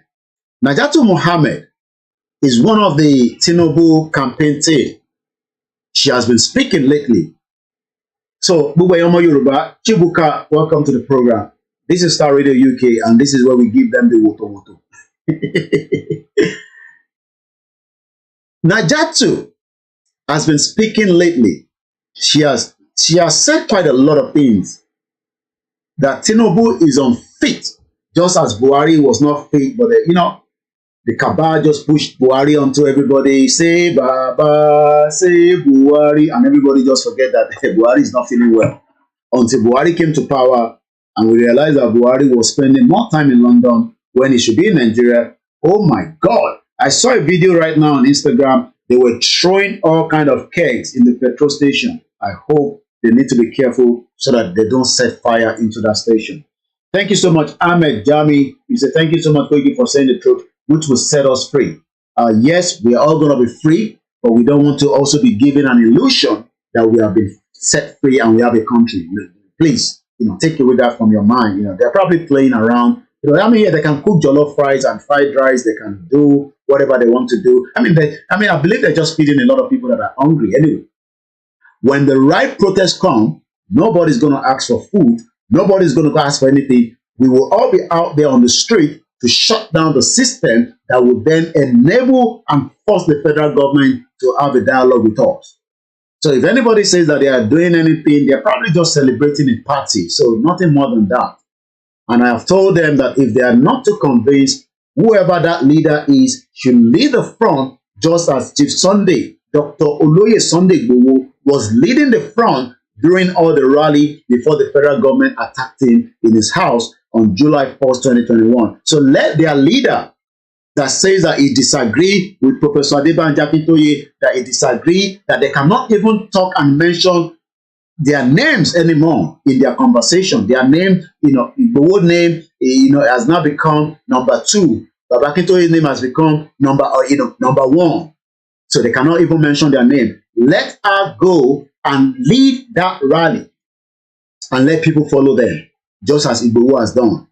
Not sit down in a comfort zone and say to people, oh, we should just go and do whatever they want to do. That is an illusion. We do not have a country. We are definitely going to be declaring a Yoruba nation at the appropriate time by those that will do so. And some people say, but why must it be some people that will do so? Because the only representative of the Yoruba leader that we know is Professor Adebanji Akintoye. Nobody else. And he also have with him the strong Yoruba people that are ready to support him from the different charter, from the YSDM, from the Global Directorate, and all other Yoruba One Voice. Not an illusion that is being discussed in a round table somewhere that we don't even have a location. Because what they're actually doing is, they're operating from a very, very small location. Nobody knows where they are. Nobody has had any meeting. But we are now giving them a challenge. Let them be the one to lead that rally or whatever they are trying to do, because they say they are not doing any more rally anyway.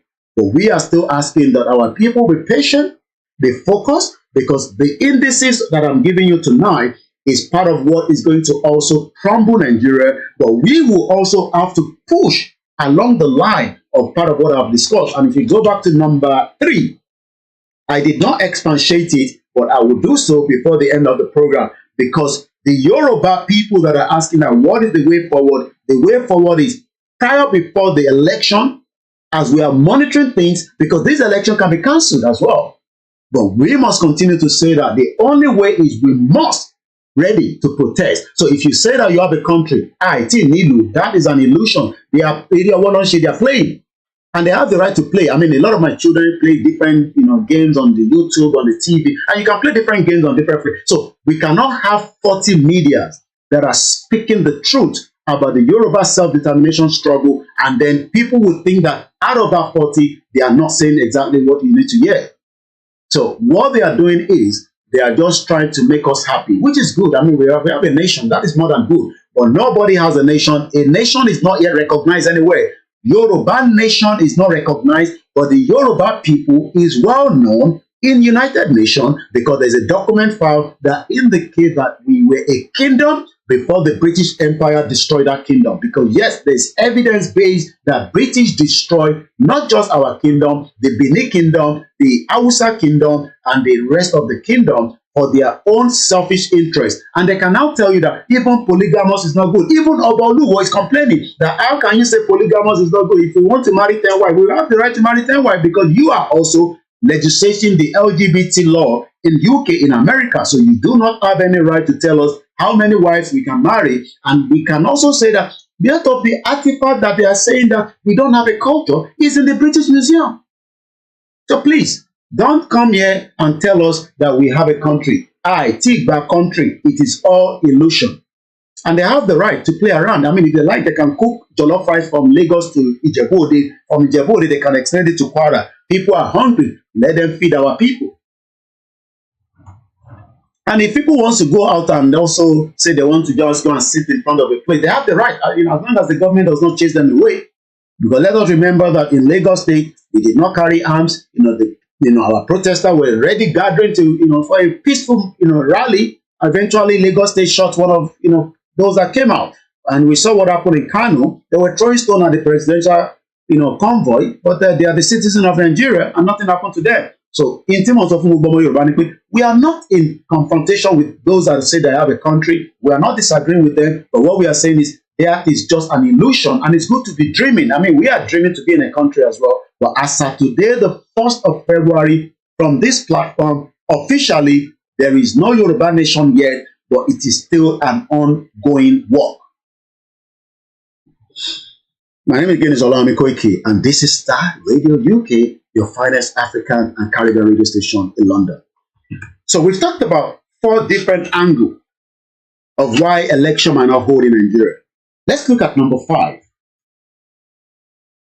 The self-determination movement. And this is the most important part. The self-determination movement did not start 3 years ago. Did not even start 60 years ago. The right to the Yoruba people was forcefully removed by the British in 1906. 1906. As at 1906, the British already amalgamated the southern part of Nigeria today. But when they realized that they were losing money, the North was not giving them the kind of money that they want. The northern part of Nigeria was not giving them the kind of money to Kiloshi. They started thinking. They started walking around quickly. How do we make sure that we bring every one of them together, whether they like it or not? I mean, I love the northerner food, but I don't think I want to eat it every day like eating my own culture food. I don't want to be identified as a Nigerian because that was something that was removed in 1906 after the slave trade. We are not even talking about the slave trade yet. We are talking about the real issue They don't even have a country here, so we don't even have to ask them where is the flag. You know, if they like, they can. Anybody can put a flag in front of their house and take a picture and upload it on social media, and everybody is excited. That is just an illusion, and it's good to dream. But the reality is, we do not have a country yet. Mo kí gbogbo alẹ́ nǹkan sí akéyí pé ẹ káàbọ̀ sórí ètò. Orúkọ mi ni Ọláyọmí Kóìkì. Ètò táwa náà lálẹ́ yìí, òun là ń pè ní Starr Radio UK. They are not even have the balls, the God, to come back on this radio station and talk to us just as we did before, because they know there will be a lot of questions that need to be asked. But let's leave that. Self-determination. The Yorubas are not the only one crying in Nigeria today. The Biafra are also asking their right. The Middle Belt have been more attacked by the Fulani, and that is why Governor Ortom says, okay, I'm going to come back to Naja'atu, but let me quickly give you what Governor Ortom is saying regarding the right to self-determination. We know he's still the governor of Benue State, and he has said that he has written his will even after his tenure, which complete this particular year. Governor Ortom has done 8 years, so he's not even scared to die. As a lot of people say, freedom does not come cheap. You must be prepared for whatever might come out of it. Maybe we should snip this through. Let's quickly listen to the GO of the Redeemed Christian Church of God that told us that, where is all the money? Baba Adeboye. Let's listen to this first. Where is the money going to?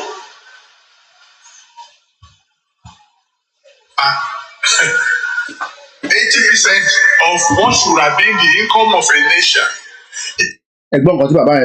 That is the GO. So we just snip this through quickly because I just come across the video again now. 80% of our income. 80% of our income. Let's listen to him again. Should have been the income of a nation. 80% of what should have been the income of a nation is going to the hand of some people. That's a lot of money, man. Even Babangida, that's a lot of money, man. 80% of income of a nation is going into the pocket of few. Who are the few, and why do you think they want Nigeria to break? This was the voice of, it's a video, but we can't show the video, but we can hear the voice. This is the Nigeria that a lot of you wants to rectify and fix. 80% of the income of Nigeria is going into the few. But he hasn't finished. Let's listen to more of what he's going to say. What do they want to do with the money? That's question number 3. Question number 4. Who are the foreign nations buying this stolen oil? Àwọn olóra epo tí wọ́n fi ń gbé kúrò nínú Nàìjíríà. This is Baba Adeboye asking the question. Good evening to those of my brother, my uncle, all over the world, and welcome once again. Question number 5. How many of these nations of the world are your friends? Okay, so when people say that, America, Germany, France, we don't know, if they're going to support the right to self-determination, because we are still under the right to self-determination, which is number 5, which is the key reason why we must all now be preparing our mind at even the shortest period of time that we can do anything as long as our right must be respected. And part of what we have been doing in the last 3 years is mobilizing and preparing our people that the Yoruba people must exit out of this country put together by the British government in 1940. So you can see the reason why. Looking at David, you say true talk exactly. Adamaji Bola, good evening. Ijaya, I love you so much.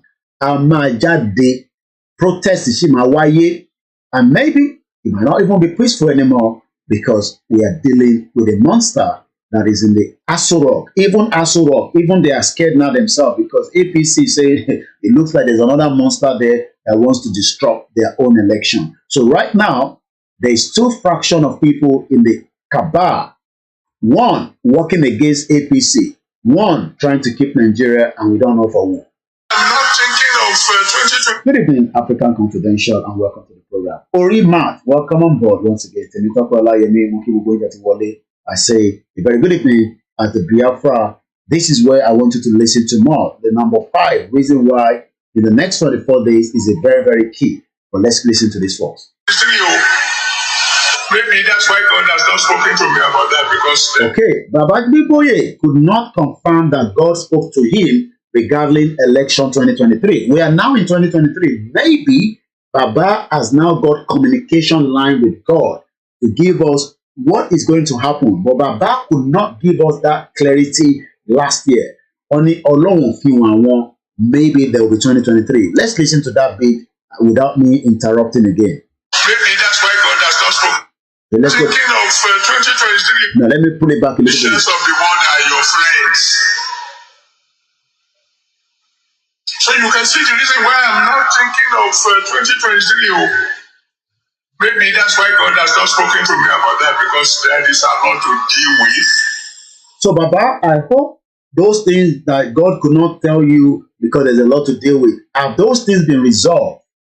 Because we would still like to hear from this, very important person, elder statesman, the man of God, to give us clarity. So what is God saying about Nigeria in 2023? Because a lot of us are concerned. Is God now communicating with Baba Deboye? Because last year it says God could not give him clarity because of a lot of reasons that we have already been discussing in the last 1.5 hours. Going into the 2 hours at 8:30, we're going to be bringing the program down.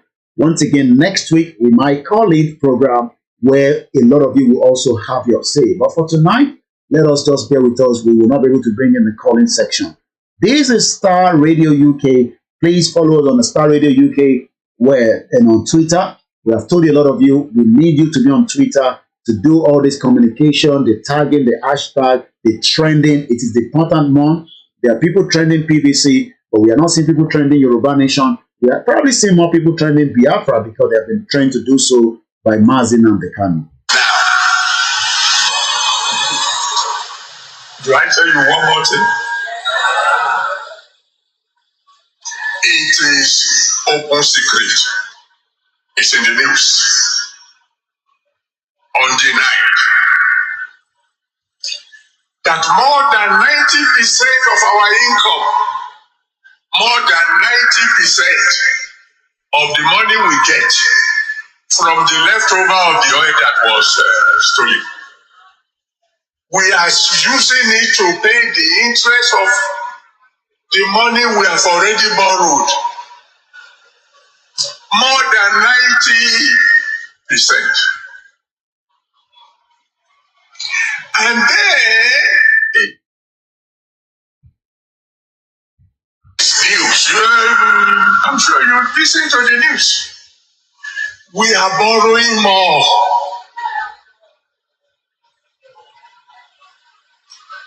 Meaning what? According to a friend of mine, we are moving steadily into bankruptcy. Okay, so Nigeria is moving into bankruptcy. We will be worse than Ecuador. We will be worse than Angola, which is the two countries that they are comparing us to as of tonight. So if you are waking up and you're thinking 24 days from now, you should be excited because you are going into the poll. You should be asking yourself the question. Let me take you back to what Baba Deboye said. 80% of Nigerian income is currently in the hands of few. And the remaining 90% of money we get, we are using it to service interest of money we borrow. Not the money that we are paying the debt, it's just the interest. Nigeria is really at a very, very crossroad. So let's finish that and then let's go straight into Governor Ortom. We are now discussing the self-determination movement. For those of us that say Nigeria is not working anyway, So what is the way forward? What should we be expecting between now and the next 24 days? We should be preparing our mind to hit the street of every part of Yoruba now with a massive protest. Some will be telling you, especially those that are against part of what we are saying, because in the illusion they think they have a country and God has spoken with them. That is just an illusion. God speaks to so many people. It's not just one person that God speaks to. And God has been speaking. Even God could not communicate fully well with Babangida because God could not give him whether there will be 2023. So nobody should be deceived that it is just one person that God is communicating with. That again is an illusion. God speaks to so many people in different ways. Last year, Governor Ortom, where God was speaking to him about the reality and why Atiku, a Fulani man, must not be given any chance becoming the next president of the Federal Republic of Nigeria. I did not say so. This is coming from the words of Governor Ortom himself. I will not interrupt that audio. I want you to listen carefully to it, and right there, you will understand why this 2023 is a crossroad for Nigeria. If you allow me to curse you, I will say you are a God's person, and God will deal with you. Just this week, 18 people were killed from my local government. Innocent people, farmers. I went to teaching hospital. A young man, barely in his 20 years, his 2 eyes were blocked by Fulani herdsmen. And they sent him a message to tell me that as long as I maintain the prohibition of open grazing, they will continue to do this. Another man's hand was chopped. He's still in the teaching hospital. You can go there and see him. And you want me to be celebrating Fulani men? To hell with Atiku and any other Fulani man who says this. And any man supporting Atiku here and all that is an enemy. I want this to be known. As long as I'm governor, and except my people tell me that, look, withdraw from this. If you want to be slaves to the Fulani, you can go there and be slaves. I can never be a slave. It's better I die than be a slave to any Fulani. What are we talking about? That more than 36 people were massacred about 3 weeks ago in Logo local government. That is where our senator comes from. He was there. 36 people, others were missing, so we do not know. And in fact, after he visited, a pastor from one of my friend's church went to the farm and he was murdered, his wife ran. We are here to bury him. I had to make money available for him to be buried next week. 36 people were murdered at this Fulanis. Just today, I didn't know, from Logo local government, that is where our senator comes from. 8 people were murdered for no reason. And then you want them to be laughing and to be enjoying and to be appreciating you for what? My tenure ends in May next year. After my tenure, you can do anything. And if you think you have any right over me, you can do whatever you want. I have written my will. I don't care about that. Nobody should threaten me. This is what my 5 colleagues here that is. And you have it clearly. Atiku, a Fulani man in control of the government, will complete the agenda of the Islamization of Nigeria. But what about one person again, Tinubu? What do we know about him? We don't know anything about him, but somebody close to him has been able to give us a bit of background to who, I don't call him Ashiwaju because not an Ashiwaju.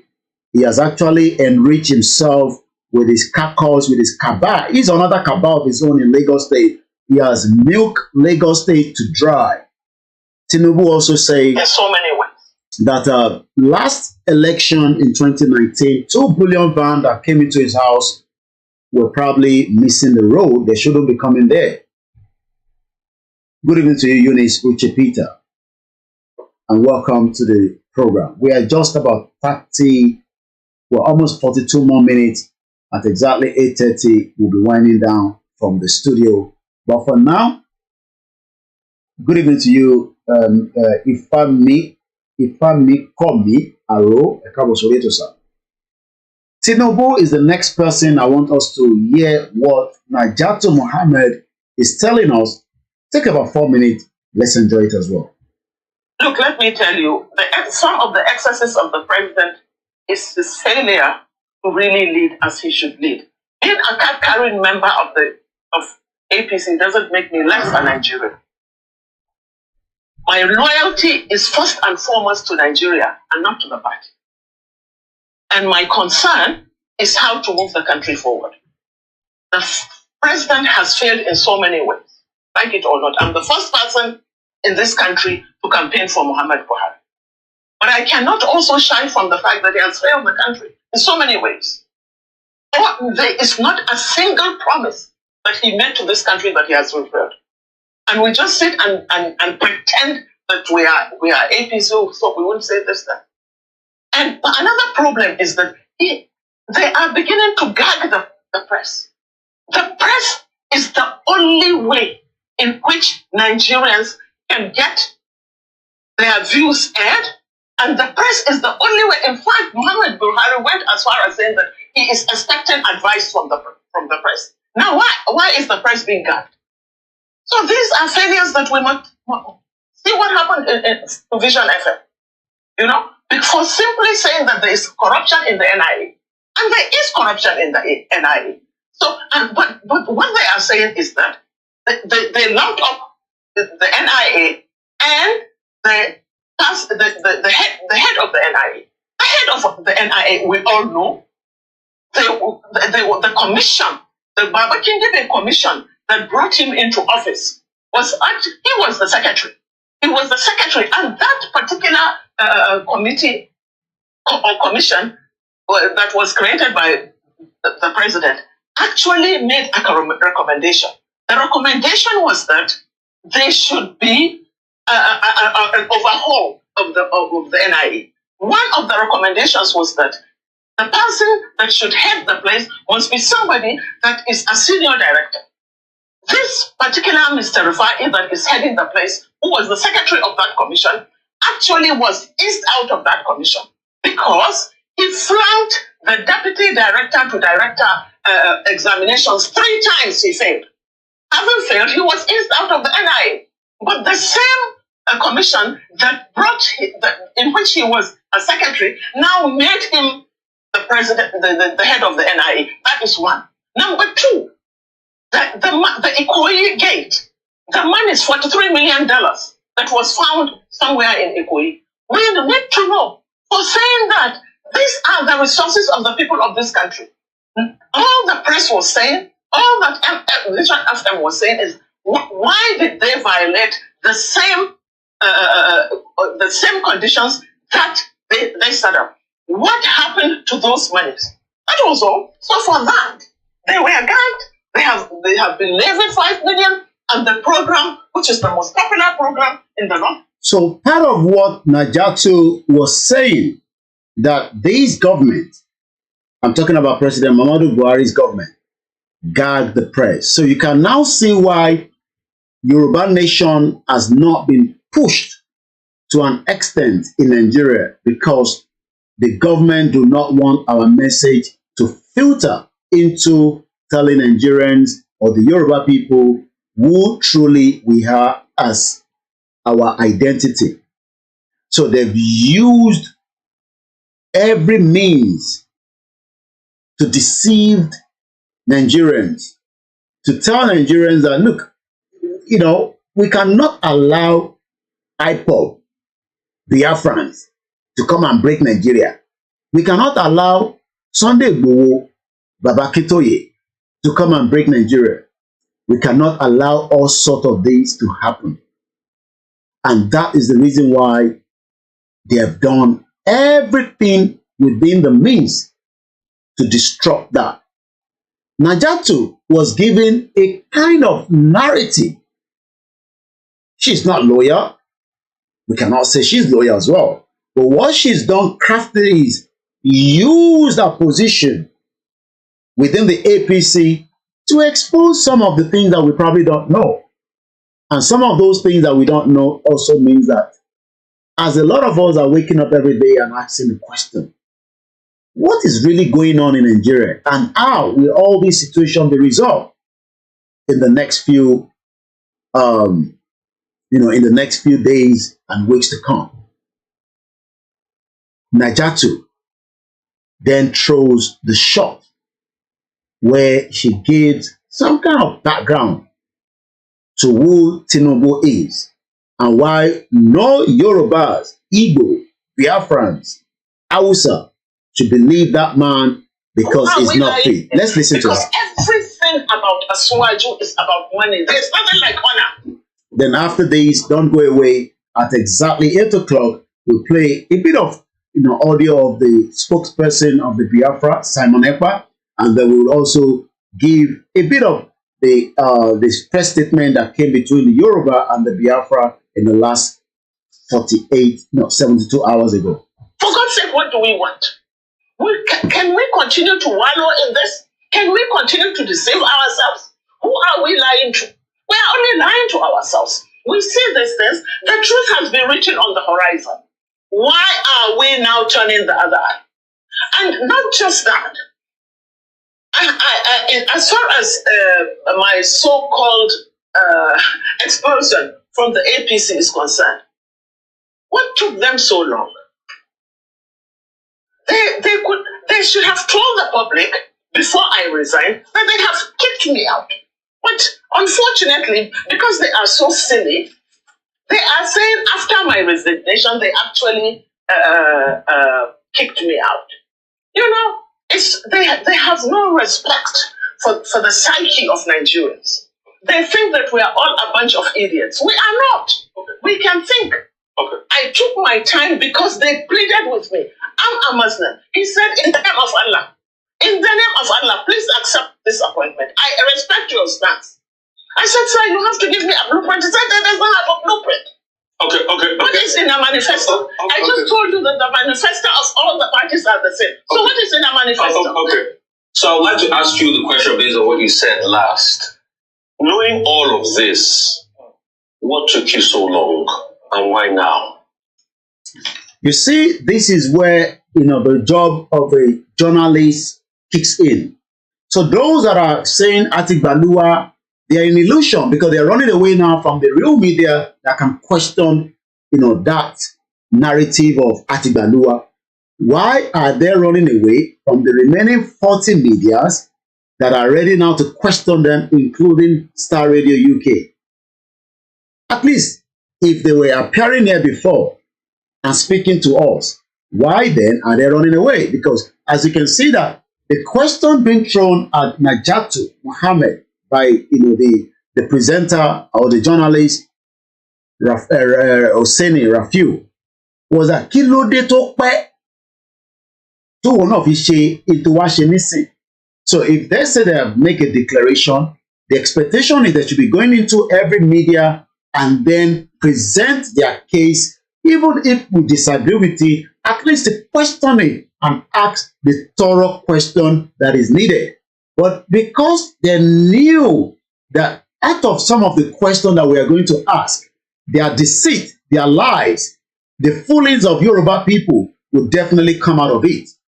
And that is why they almost did the same thing by telling us that Babangida was taking us to 2023. And they cannot guarantee that election will be stopped based on the lies and the deceit of that declaration. Because if you say you have declared, there should not even be any presence of Nigeria formation in Yoruba land as of today. But are you not waking up into Nigeria every day? Are you not still waking up to activities of Nigeria? We are better off to shut down Nigeria in a form of protest and then force the federal government into a kind of dialogue to dissolve Nigeria. No international community is going to come and do that for us.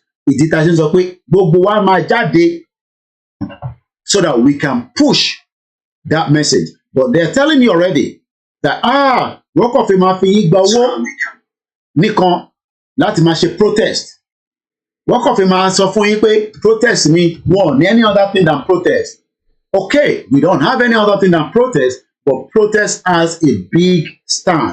Today in UK, even though we cannot make it down there, but we already posted the video on our social media, you can check it out. The UK teachers were on strike, and thousands of them, maybe not millions, were in Regent Street, but thousands of them have impact that almost every school in UK, probably maybe in England, was grounded because some of our children did not attend school today. So that means millions of people were affected. Because, okay, I had to change my plans today. I had a plan. I didn't even realize that the teacher were going on strike until my wife said to me, oh, so, I have to stay at home. And I'm asking why. Oh, because one of the children is not going to be going to school. Not even one of them. So if Taban sọ pé Taban jáde, a máa ní aráàlú lára, ẹ bá block gbogbo títì, Taban block airport, ta block port authority, ta block gbogbo highway, ó máa ní impact. Yes, it has to do because we are asking for something that is going to help everybody in the long run.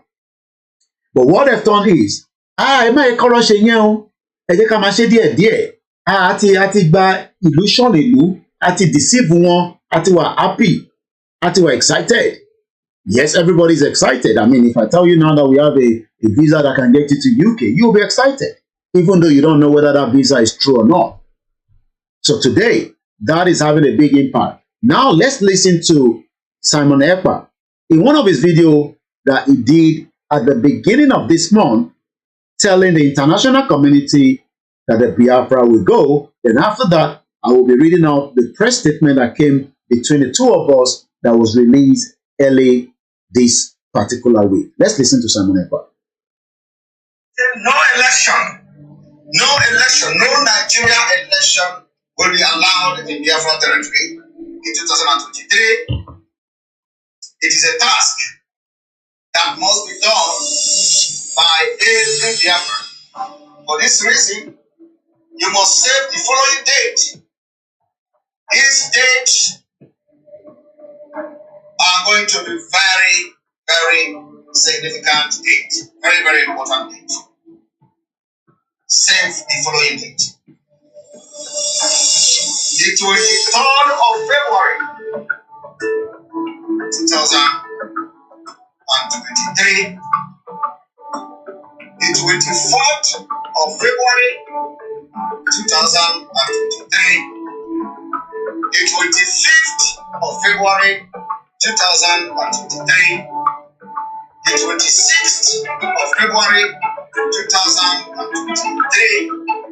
The 27th of February 2023. And the 28th day of February 2023. Save this date in your calendars and wait for further instruction as to what to do with those dates. That is the spokesperson for the Biafra, Mazi Simon Ekpa, telling the Biafrans to keep a certain date in their heart as the election will not be held in Biafra land. What about the Yorubas? Have there been any latest instruction that we need to pass on to you? There has not been any instruction, but we are still sitting on the instruction that came out on the 17th of December that also backed it on the January 8th that led to the protest in Lagos State. Those instructions are still active. So that means that our Omo Yoruba are near right as of today, at any time, to come out in our mass gathering and disrupt. And I use the word disrupt because yes, there will be a kind of disrupt, because if we are going to block any highway, it will have disrupt, but we must allow emergency medical to pass through. So that is still the instruction on the ground. If there is going to be any further instruction, we will be communicating that with you prior, before now, and the next 24 days. But the further instruction that is still active. That has not been nullified yet.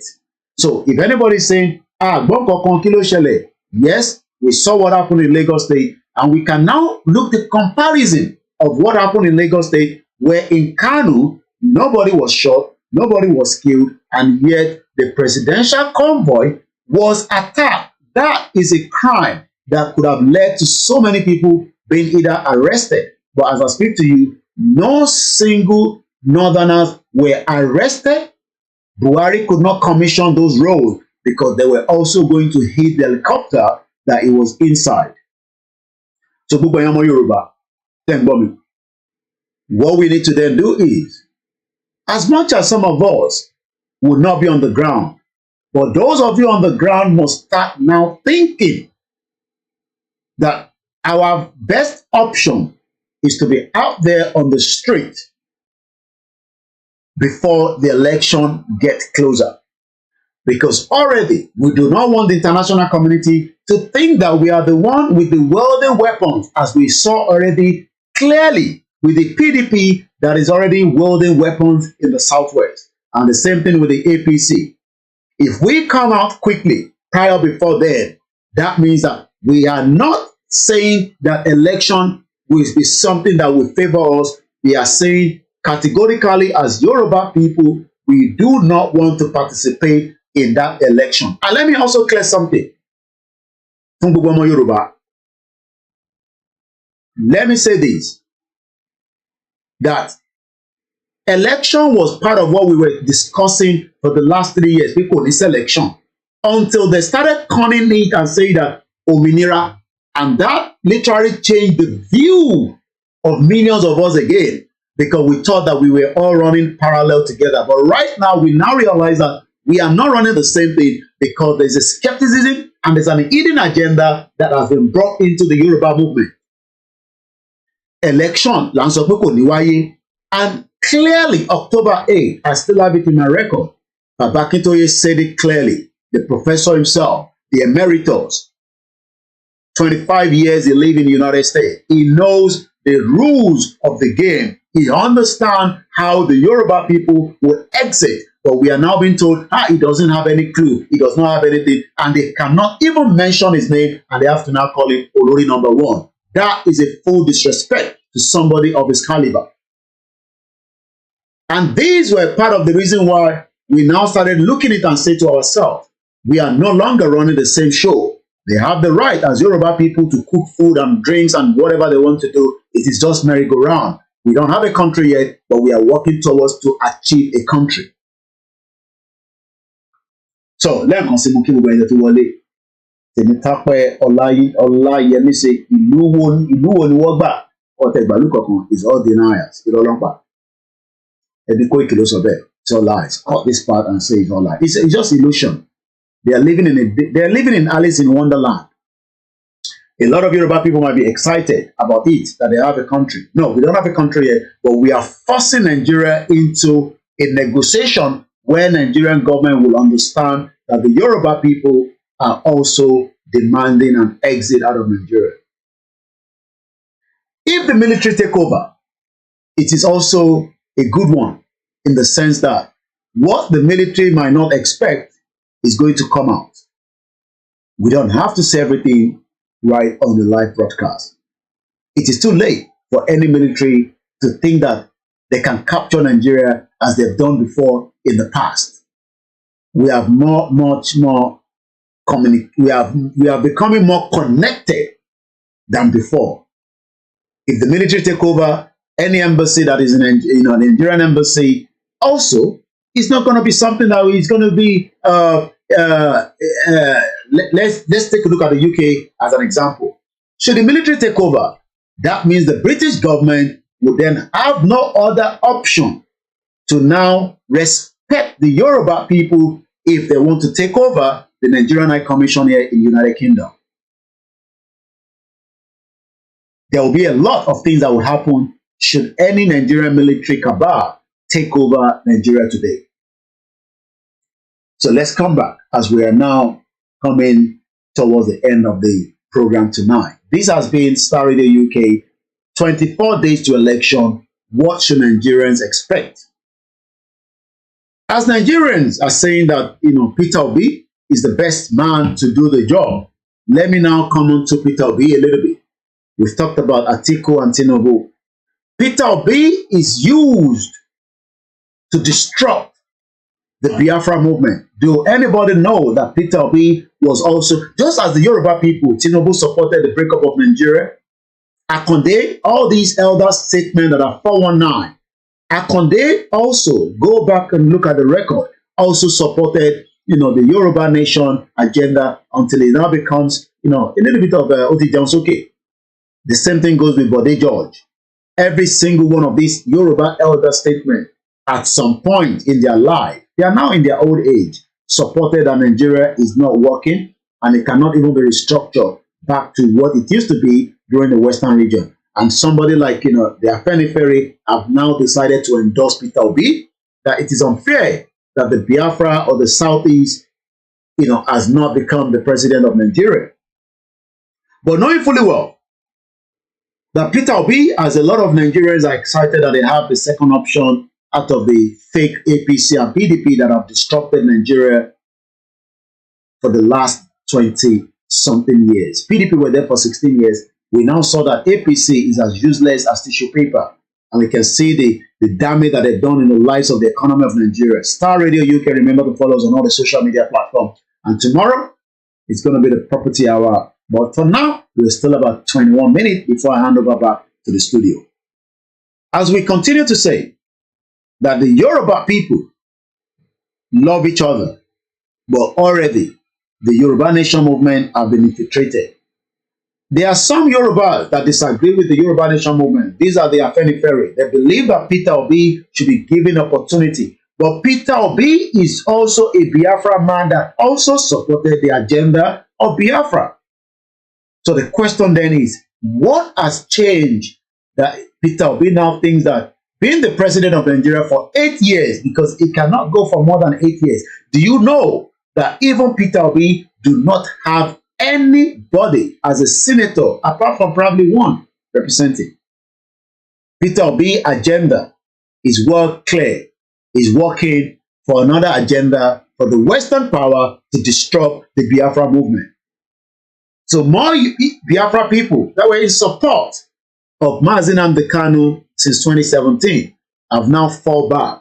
Not every one of them, but majority of them is now thinking that since it's the turn of the Igbo people, that is going to be a better option than the PDP of Atiku, that's a Fulani man, that even the Benue State say he would rather die than supporting Atiku, or the criminality of Tinubu and also a drug baron that had money of drug in America confiscated from his bank account.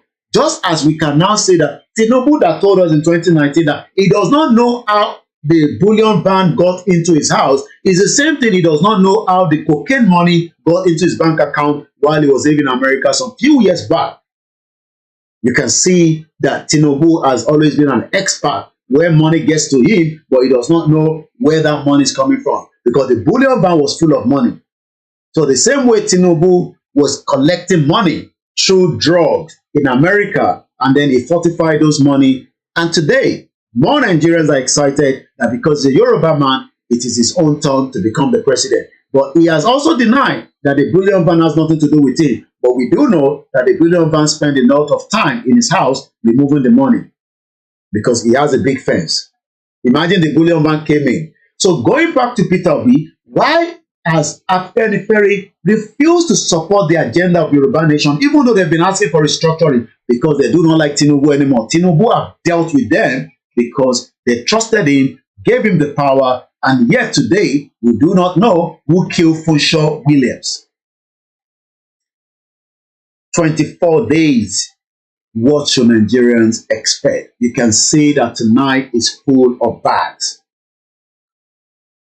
So, as the politicians are using people to infiltrate the Yoruba Nation, the FEBUARY is not even supporting Yoruba Nation. They are endorsing Peter Obi. Peter Obi is also a person used behind the scene by the Western power so that they can disrupt the agenda that they want, by making sure that those that would have loved, imagine if there was no Peter Obi, nobody would have been interested in the Southeast with Atiku or Tinubu.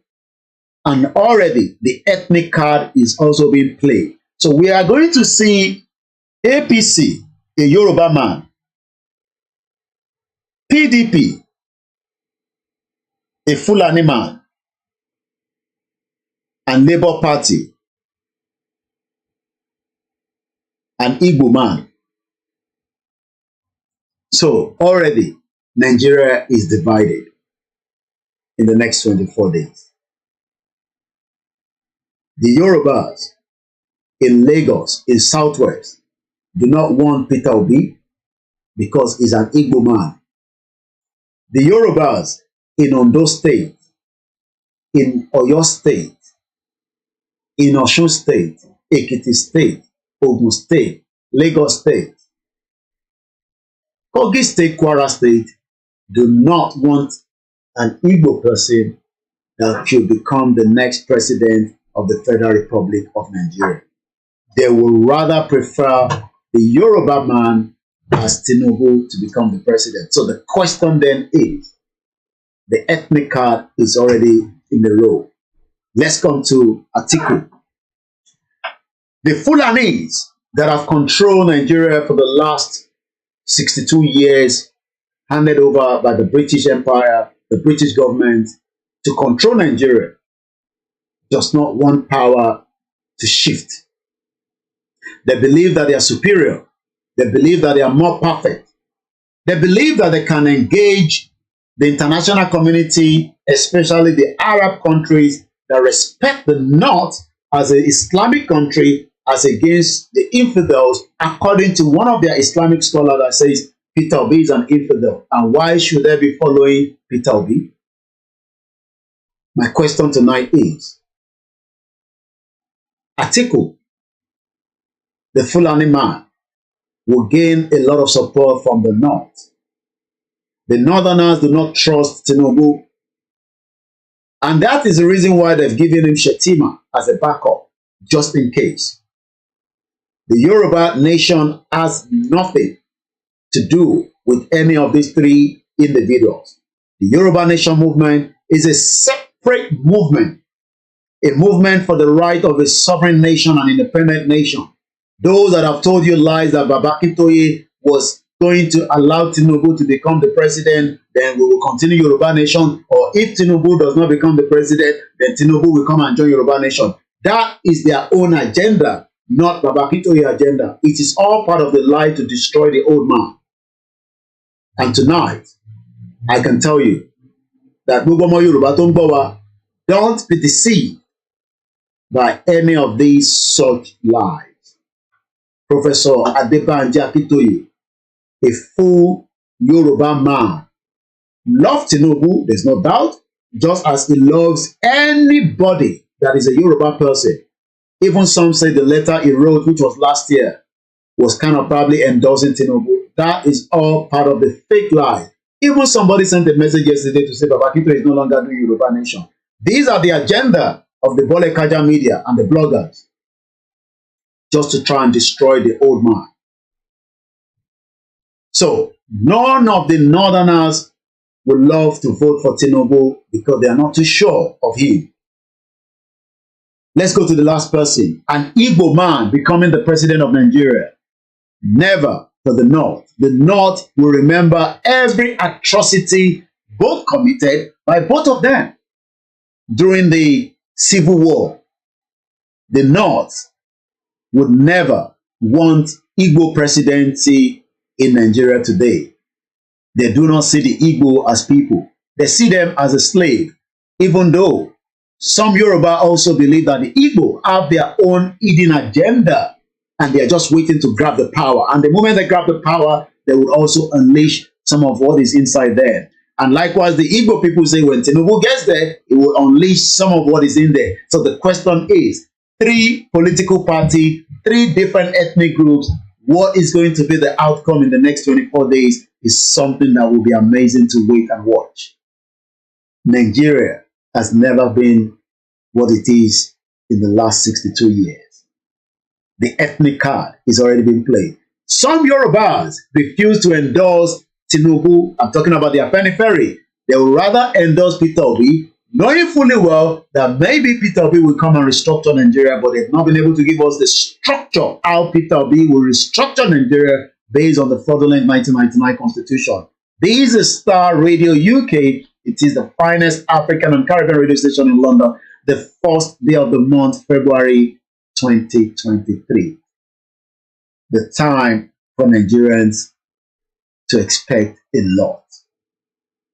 As we are winding down, I'm going to quickly read part of the press statement that was released. As we say, do not believe the Nigerian media. Even Naja'atu have told us that President Muhammadu Buhari was able to gag the Nigerian media, and today Nigerian media are not to be trusted.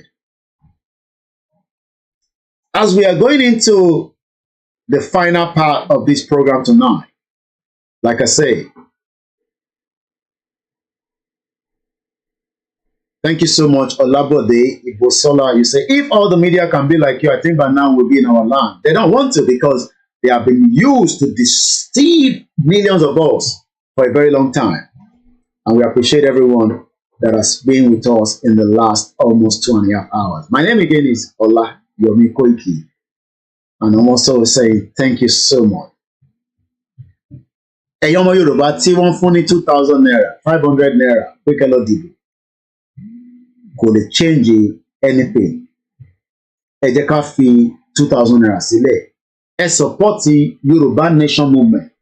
A mọ̀ pé lótìtọ́ inú ń bí ọ̀pọ̀lọpọ̀ yín.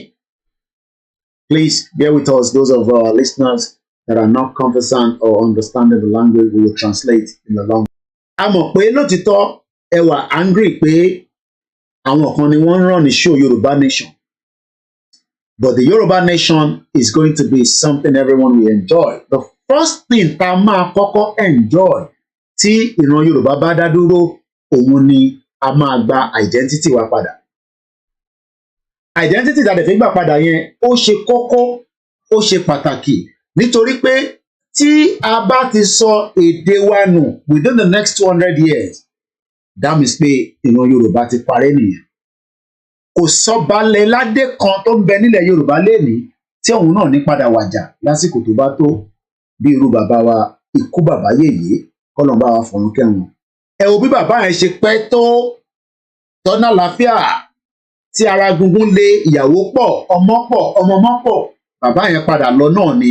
Ǹjẹ́ irú bàbá yẹn nísìn tó bá ń bojú wẹ̀yìn, ǹjẹ́ tí wọ́n ṣe sílẹ̀ lénìí tí àwa fi ń sọ pé ìran ọmọ Yorùbá gbọ́dọ̀ débi tó yẹ kó dé, irú ibo ni bàbá yẹn fi sílẹ̀ fún wa? À ń sọ̀rọ̀ nípa bàbá wa ikú bàbá yèyé tó ṣaláìsí láìpẹ́. Àwọn ti lọ nísìnyí, wọ́n ní ọba máa ń wàjà ni. Ǹjẹ́ ibi tí wọ́n fi wá sí, ǹjẹ́ ó tẹ́ wa lọ́rùn? Ǹjẹ́ tí bàbá yẹn bá bojú wẹ̀yìn lénìí, ǹjẹ́ kò jẹ́ kí irú bàbá yẹn ti jáde kó endorse officially Yoruba Nation without anybody worried or scared whether they will pick him up? I met him a couple of times. We asked him if we can at least get something from him. His views behind the closed door is different from his view from outside of what all of you are hearing. But Babawa refused to allow us to capture such evidence that we would have been able to use today. I was asking, Baba, ṣé ká kọ̀ ṣe díẹ̀ interview, ká gbọ́rọ̀ lẹ́nu yín, ká tọ́jú ẹ̀ sínú archive? Bàbá ní, ẹ má ṣe yẹn ọmọ mi. Lénìí, kọ́nà ọba kó bá wa tọ́jú gbogbo àwọn mọ̀lẹ́bí tó fi sílẹ̀. Àmọ́ tí mọ̀lẹ́bí bá ń gbádùn, ǹjẹ́ gbogbo bí agbègbè tí bàbá gbé lénìí tí wọ́n fi lọ nílùú Ọ̀yọ́, ǹjẹ́ ó lálàáfíà? Ká má ti sọ gbogbo ilẹ̀ Yorùbá. So eléyìí ń lọ fún gbogbo àwọn ọba ilẹ̀ Yorùbá tó kù. Àbínú sọ́ba lótìtọ́ a ti lè fi ìbínú sọ̀rọ̀ sí yín rí. Àmọ́ ẹ máa wò pé ìjọ kan ń bẹ náà lórí ilẹ̀ yìí tẹ́yìn náà máa wàjà. Níbo lẹ fẹ́ jẹ́ kí ìran Yorùbá, níbo lẹ fẹ́ jẹ́ ká wà? Òun ní ìbéèrè tá à ń bi yín. Ẹ ṣé bàbá wa Ọmọ́tọ̀ṣọ́ Ọláwùmí. Once again, this is Starr Radio UK, your finest African and Caribbean radio station in London. àwa ń fi àsìkò yìí a fi ń rọ gbogbo ọmọ Yorùbá pé ká fọkàn wa balẹ̀. Ìrìn àjò Yorùbá nation kò tí takú bí mọ́tò tó rìn lọ, torí pé mọ́tò APC ló takú, mọ́tò PDP ti takú, mọ́tò Labour Party ti takú, and in 24 days gbogbo tí ẹ rí á ṣẹlẹ̀ ní Nàìjíríà, nítorí pé we will never witness what is about to happen in Nigeria. Kékeré ni pressure tí ó wáyé ní 2014, hoping that Jonathan will not let Buhari become the president should he win, but Jonathan was ready to let go because he does not want the spill of blood. But we do know that the Nigerian military that have been infiltrated with a lot of evidence are preparing so many atrocities in the southwest and most especially in the Biafra land. And we are using this same opportunity again to continue to bring to the attention that takes me now to the press conference between us and the Biafra on the 30th of January, which is some 2 days ago. And it goes like this. Joint press statement by the Yoruba and the Biafra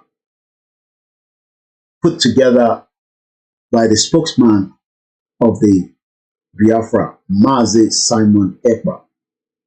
Joint statement by the indigenous people of Biafra and the indigenous people of Orile-Ede Yoruba in response to the escalation of murderous aggression in Biafra and in Orile-Ede Yoruba by the Nigerian military forces and security agencies in complicity with Fulani militias and terrorists.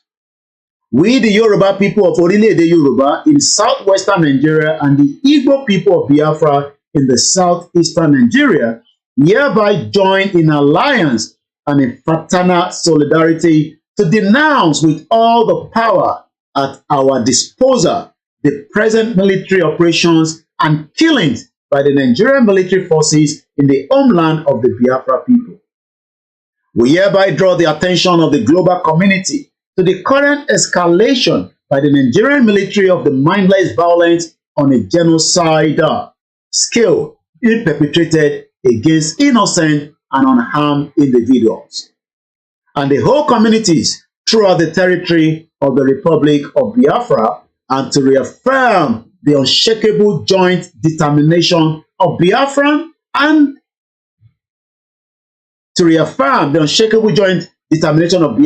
and Orile-Ede Yoruba to resist on the unprovoked aggression of the federal government that is acting the script of a land grabbing. Aggression by the homeless and landless minority Fulani nationality for the territorial accusation in the southern Nigeria. We also draw the attention of the global community to the regular killings by the Nigerian security agency of the Yoruba youth who are peacefully exercising their right to hold demonstrations and rallies in promotion of their Yoruba nation's quest for self-determination. Joint statement by the Yoruba and Biafra, the indigenous peoples of Biafra and of Orile-Ede Yoruba hereby alert the international community that all the acts of aggression and killings by the Nigerian army in Biafra are motivated by the desperation of the Fulani ethnic nationality assisted by the Fulani-controlled federal government of Nigeria to destabilize the territory of Biafra in order to facilitate a planned electoral fraud in their planned February 2023 elections through the disfranchisement of large numbers of the people of Biafra.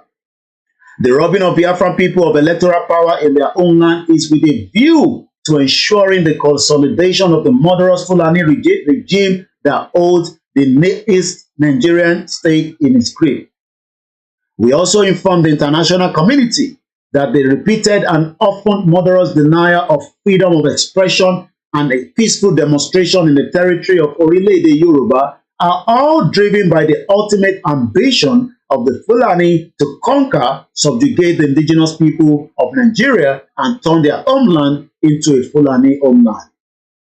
We say to the world that the heinous crime against humanity, including evil acts aiming at the genocide are being daily perpetrated among the Yoruba and the Biafran peoples in the barbarous, destructive, and disastrous country called Nigeria. An estimate 29,000 innocent and unarmed Yoruba people have been killed in Orile-Ede Yoruba, and about 1.6 million have been forced to flee into exile in the neighboring Benin Republic. In Biafra land, an estimate 45,000 have been killed, 10,000 are missing, 7,000 are illegal held in custody, over 3 million have been dispersed from their homes.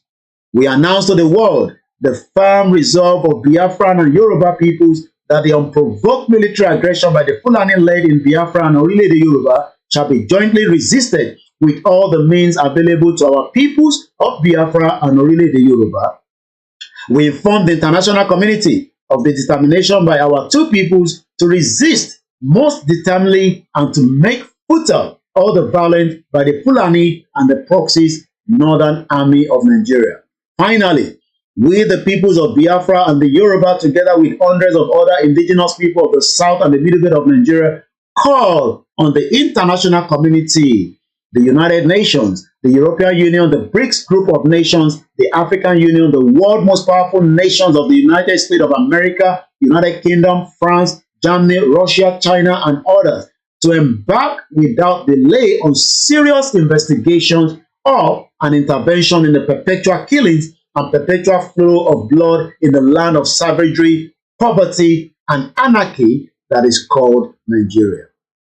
The world and the human race have a desperate duty to exercise the right to protect in Nigeria because of Nigerians' hundreds of indigenous nationalities that are threatened with extermination, the underneath cries of mass killings from Nigeria, the genocide, aggression against various nationalities in Nigeria, the destructions of human settlement and farms and other assets of rural life in Nigeria, the massive instances of raping of women for the purpose of degrading the sense of dignity of the whole peoples, the reckless act such as the burning of marketplaces, the desecration and destruction of churches and mosques, the ancestral shrine, the laying of the ambush on the road, the highways, and the kidnappings of travelers that are aimed at destroying the economic life and the cultural heritage of peoples in order to pauperize, destabilize, and ultimately wipe them out. The oft-expressed cries from many Nigerian nationalities that are being targeted for extermination, the official encouragement and assistance by the Nigerian government of mass influx of non-Nigerian Fulani into Nigeria from other countries of West Africa for the purpose of reinforcing the Nigerian Fulani capability for aggression, killings, and destructions, and the frequent outcries from Nigeria about the complicity of the Nigerian government in these various crimes against humanity. The international community did a great service to humanity by strongly and effectively intervening in similar circumstances in Darfur province of the Republic of Sudan. The international community did a great service to humanity too by powerfully intervening when Yugoslavia was going through a massively bloody experience of disintegrating. Conditions similar to Darfur condition and to Yugoslavia experience are now reigning in Nigeria.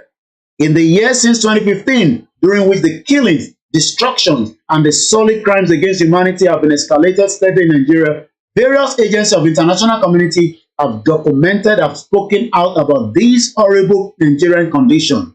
A United Nations Common Country Analysis CC5 CCA in 2015 painted a staggering gloomy picture of Nigeria, describing Nigeria as a badly divided country and as one of the poorest and the most unequal country in the world, and added that for decades, various Nigerian people have cried out their plans for being dominated, oppressed, threatened, or even targeted for extermination.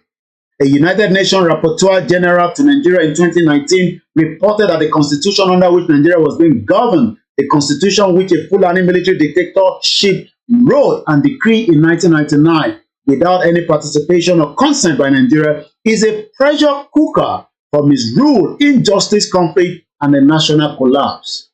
An international agency designated Nigeria in 2018 as the #1 home of extreme poverty in the world, and another role that Nigerians are the poorest in the world in access to electricity, purified water, security, adequate food, reliable public services, and responsive government. Another predicted that fully 50% of the world's poorest people by 2050 will be Nigerians. Recently, the United States alerted Nigeria that the international terrorist network ISIS had established a presence in Nigeria's most important city of Lagos State. Terrorists today hold the many small settlements that surround Nigeria's capital city of Abuja. Recently, United States soldiers had to intervene to stop terrorists from overrunning the seat of the Nigerian federal government in Abuja. All embassies of the countries have seriously scaled down their personnel and services in Abuja. The president of Nigeria himself was recently ambushed on a journey just outside Abuja, resulting in damage to his vehicle and killing and wounding of some of his officers. And terrorists have raided unopposed and destroyed the main maximum security prison in the precinct of Abuja and set all the prisoners free. The world and international community are fully cognizant of the horrendous anarchy that reigns over Nigeria and the cataclysmic Armageddon that is fast approaching Nigeria. The famous former president of Nigeria, President Olusegun Obasanjo, has repeatedly raised the alarm to the world that the war has become inevitable. It is imminent in Nigeria that the conflagration of war will be ignited by a sudden escalation of Fulani aggression to grab the homeland of the indigenous people of Nigeria, and that the war will export enormous destruction and human suffering to all the rest of West Africa. It is therefore a matter of desperate emergency for the international community to hurry now to the service of humanity in Nigeria. Let it be known to the world that we, the people of Orile-Ede Yoruba and of the Biafra, will take whatever steps and measures we find necessary for defending our ancestral homeland and our peoples and cultural heritage. For the sake of absolute certainty and for the avoidance of doubt, we, the peoples of Orile-Ede Yoruba and of Biafra, have resolved irrevocably that we do not belong to Nigeria anymore, and that none of our citizens will be incinerated in the flaming holocaust that is imminent in Nigeria. The everlasting night of utmost darkness is falling over the country hitherto known as Nigeria, and the human race must hurry to salvage humanity as much as possible from the horror. As for the Yoruba and the Biafra people, we no longer have to fear the Holocaust because we are totally ready to wave it away from our borders. Chief Dr. Sunday Adeyemo Igboho, for and on behalf of the Yoruba, and for the Biafra, Simon Ekpa. So that is the statement, and that is how far I can go tonight. Once again, thank you so much to all our listeners from around the world. And next week, we will have an open conversation where some of you will be able to join us in the transmission. But sorry, we couldn't take the course tonight.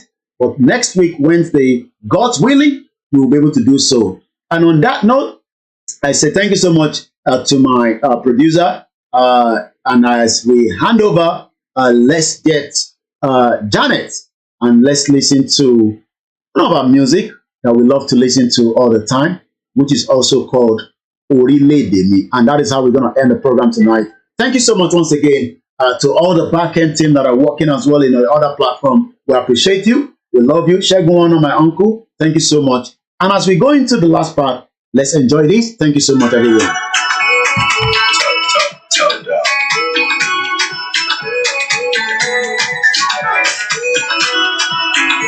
I'll be back again same time next week, Wednesday, for more program.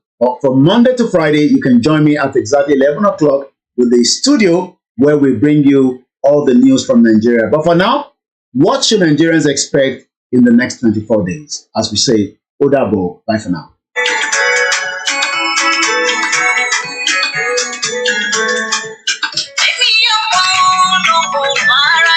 Thank you so much, God Lastborn, Samuel Adebayo, Lighton, and the rest of you on the Instagram, on the Twitter, from wherever you're watching. Make sure you register for a Twitter account, and let's continue the tweeting.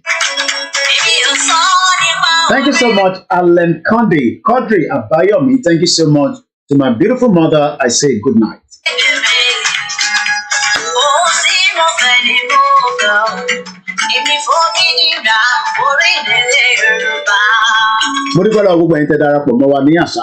Thank you once again. My name is FOLAYEMI and it's been a fantastic one. 24 days to election. What should Nigerians expect?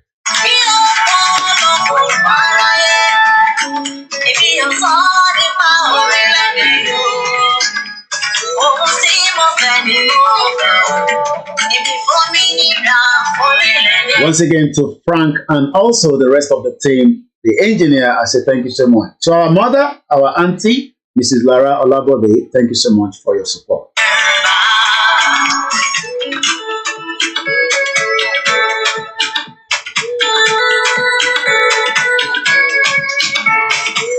Join me tomorrow morning at exactly 11 o'clock as we say bye from this end.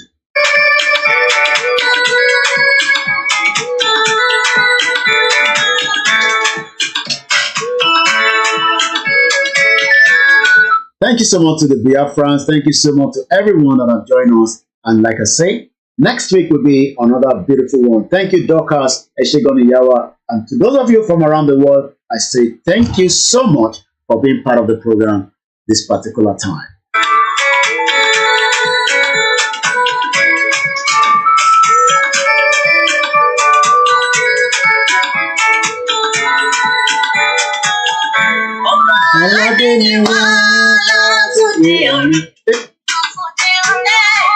Adé orí òkè kì í ṣe gbẹ́yẹ̀kẹ́yẹ̀.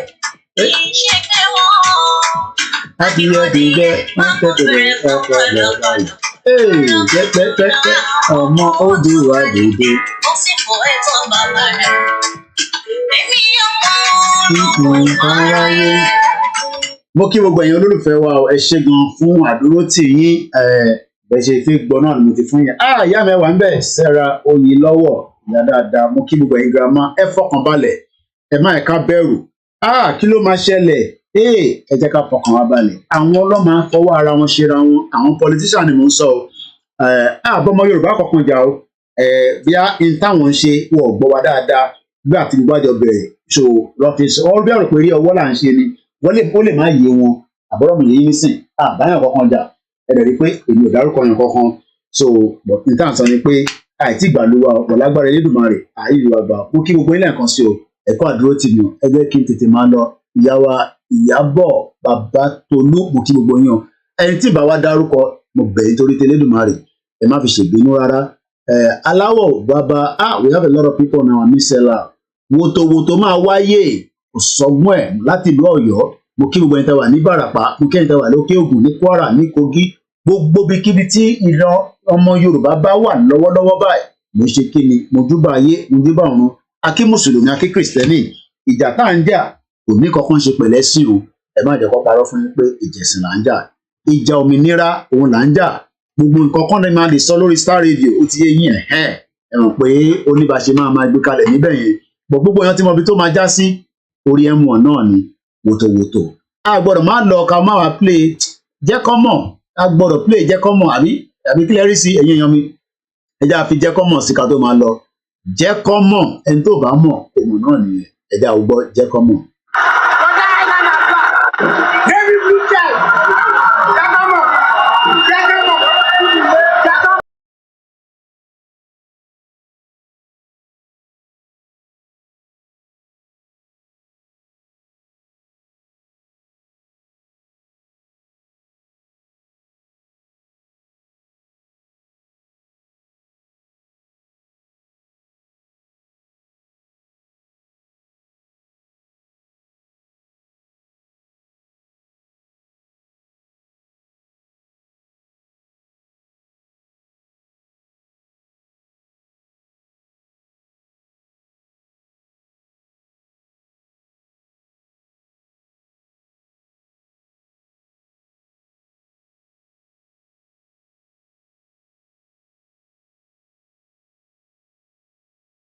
Unmute ara mi so bó ṣe jẹ́ nìyẹn o thank you so much ẹja wa gbọ́ díyà òjò ká tó máa ń lọ gbogbo ẹni tó bá ní àwọn òfin fi ti gbowó ṣe kò ń ṣe problem kò ń ṣe dandan ní kẹ́ fi ti gbowó ṣe but àwa mọ̀ pé Ìgbòho ìmọ́lẹ̀ Yorùbá Elédùmarè á bá wa dúró tì kò dẹ̀ sẹ́ni kankan tó máa púṣẹ̀ ó máa jáde nígbà tó bá fẹ́ kó jáde, but for now àjókòó àwọn òyìn ràn ẹ tó bá sọ pé àwọn mọ̀ ṣe ẹ jẹ́ kó máa ṣe lọ kẹ wá máa sọ pé olórí number 1 olórí number 2, that is a disrespect for somebody like Chief Dr. Olóyè Sunday Igboho. Let's watch and listen to this.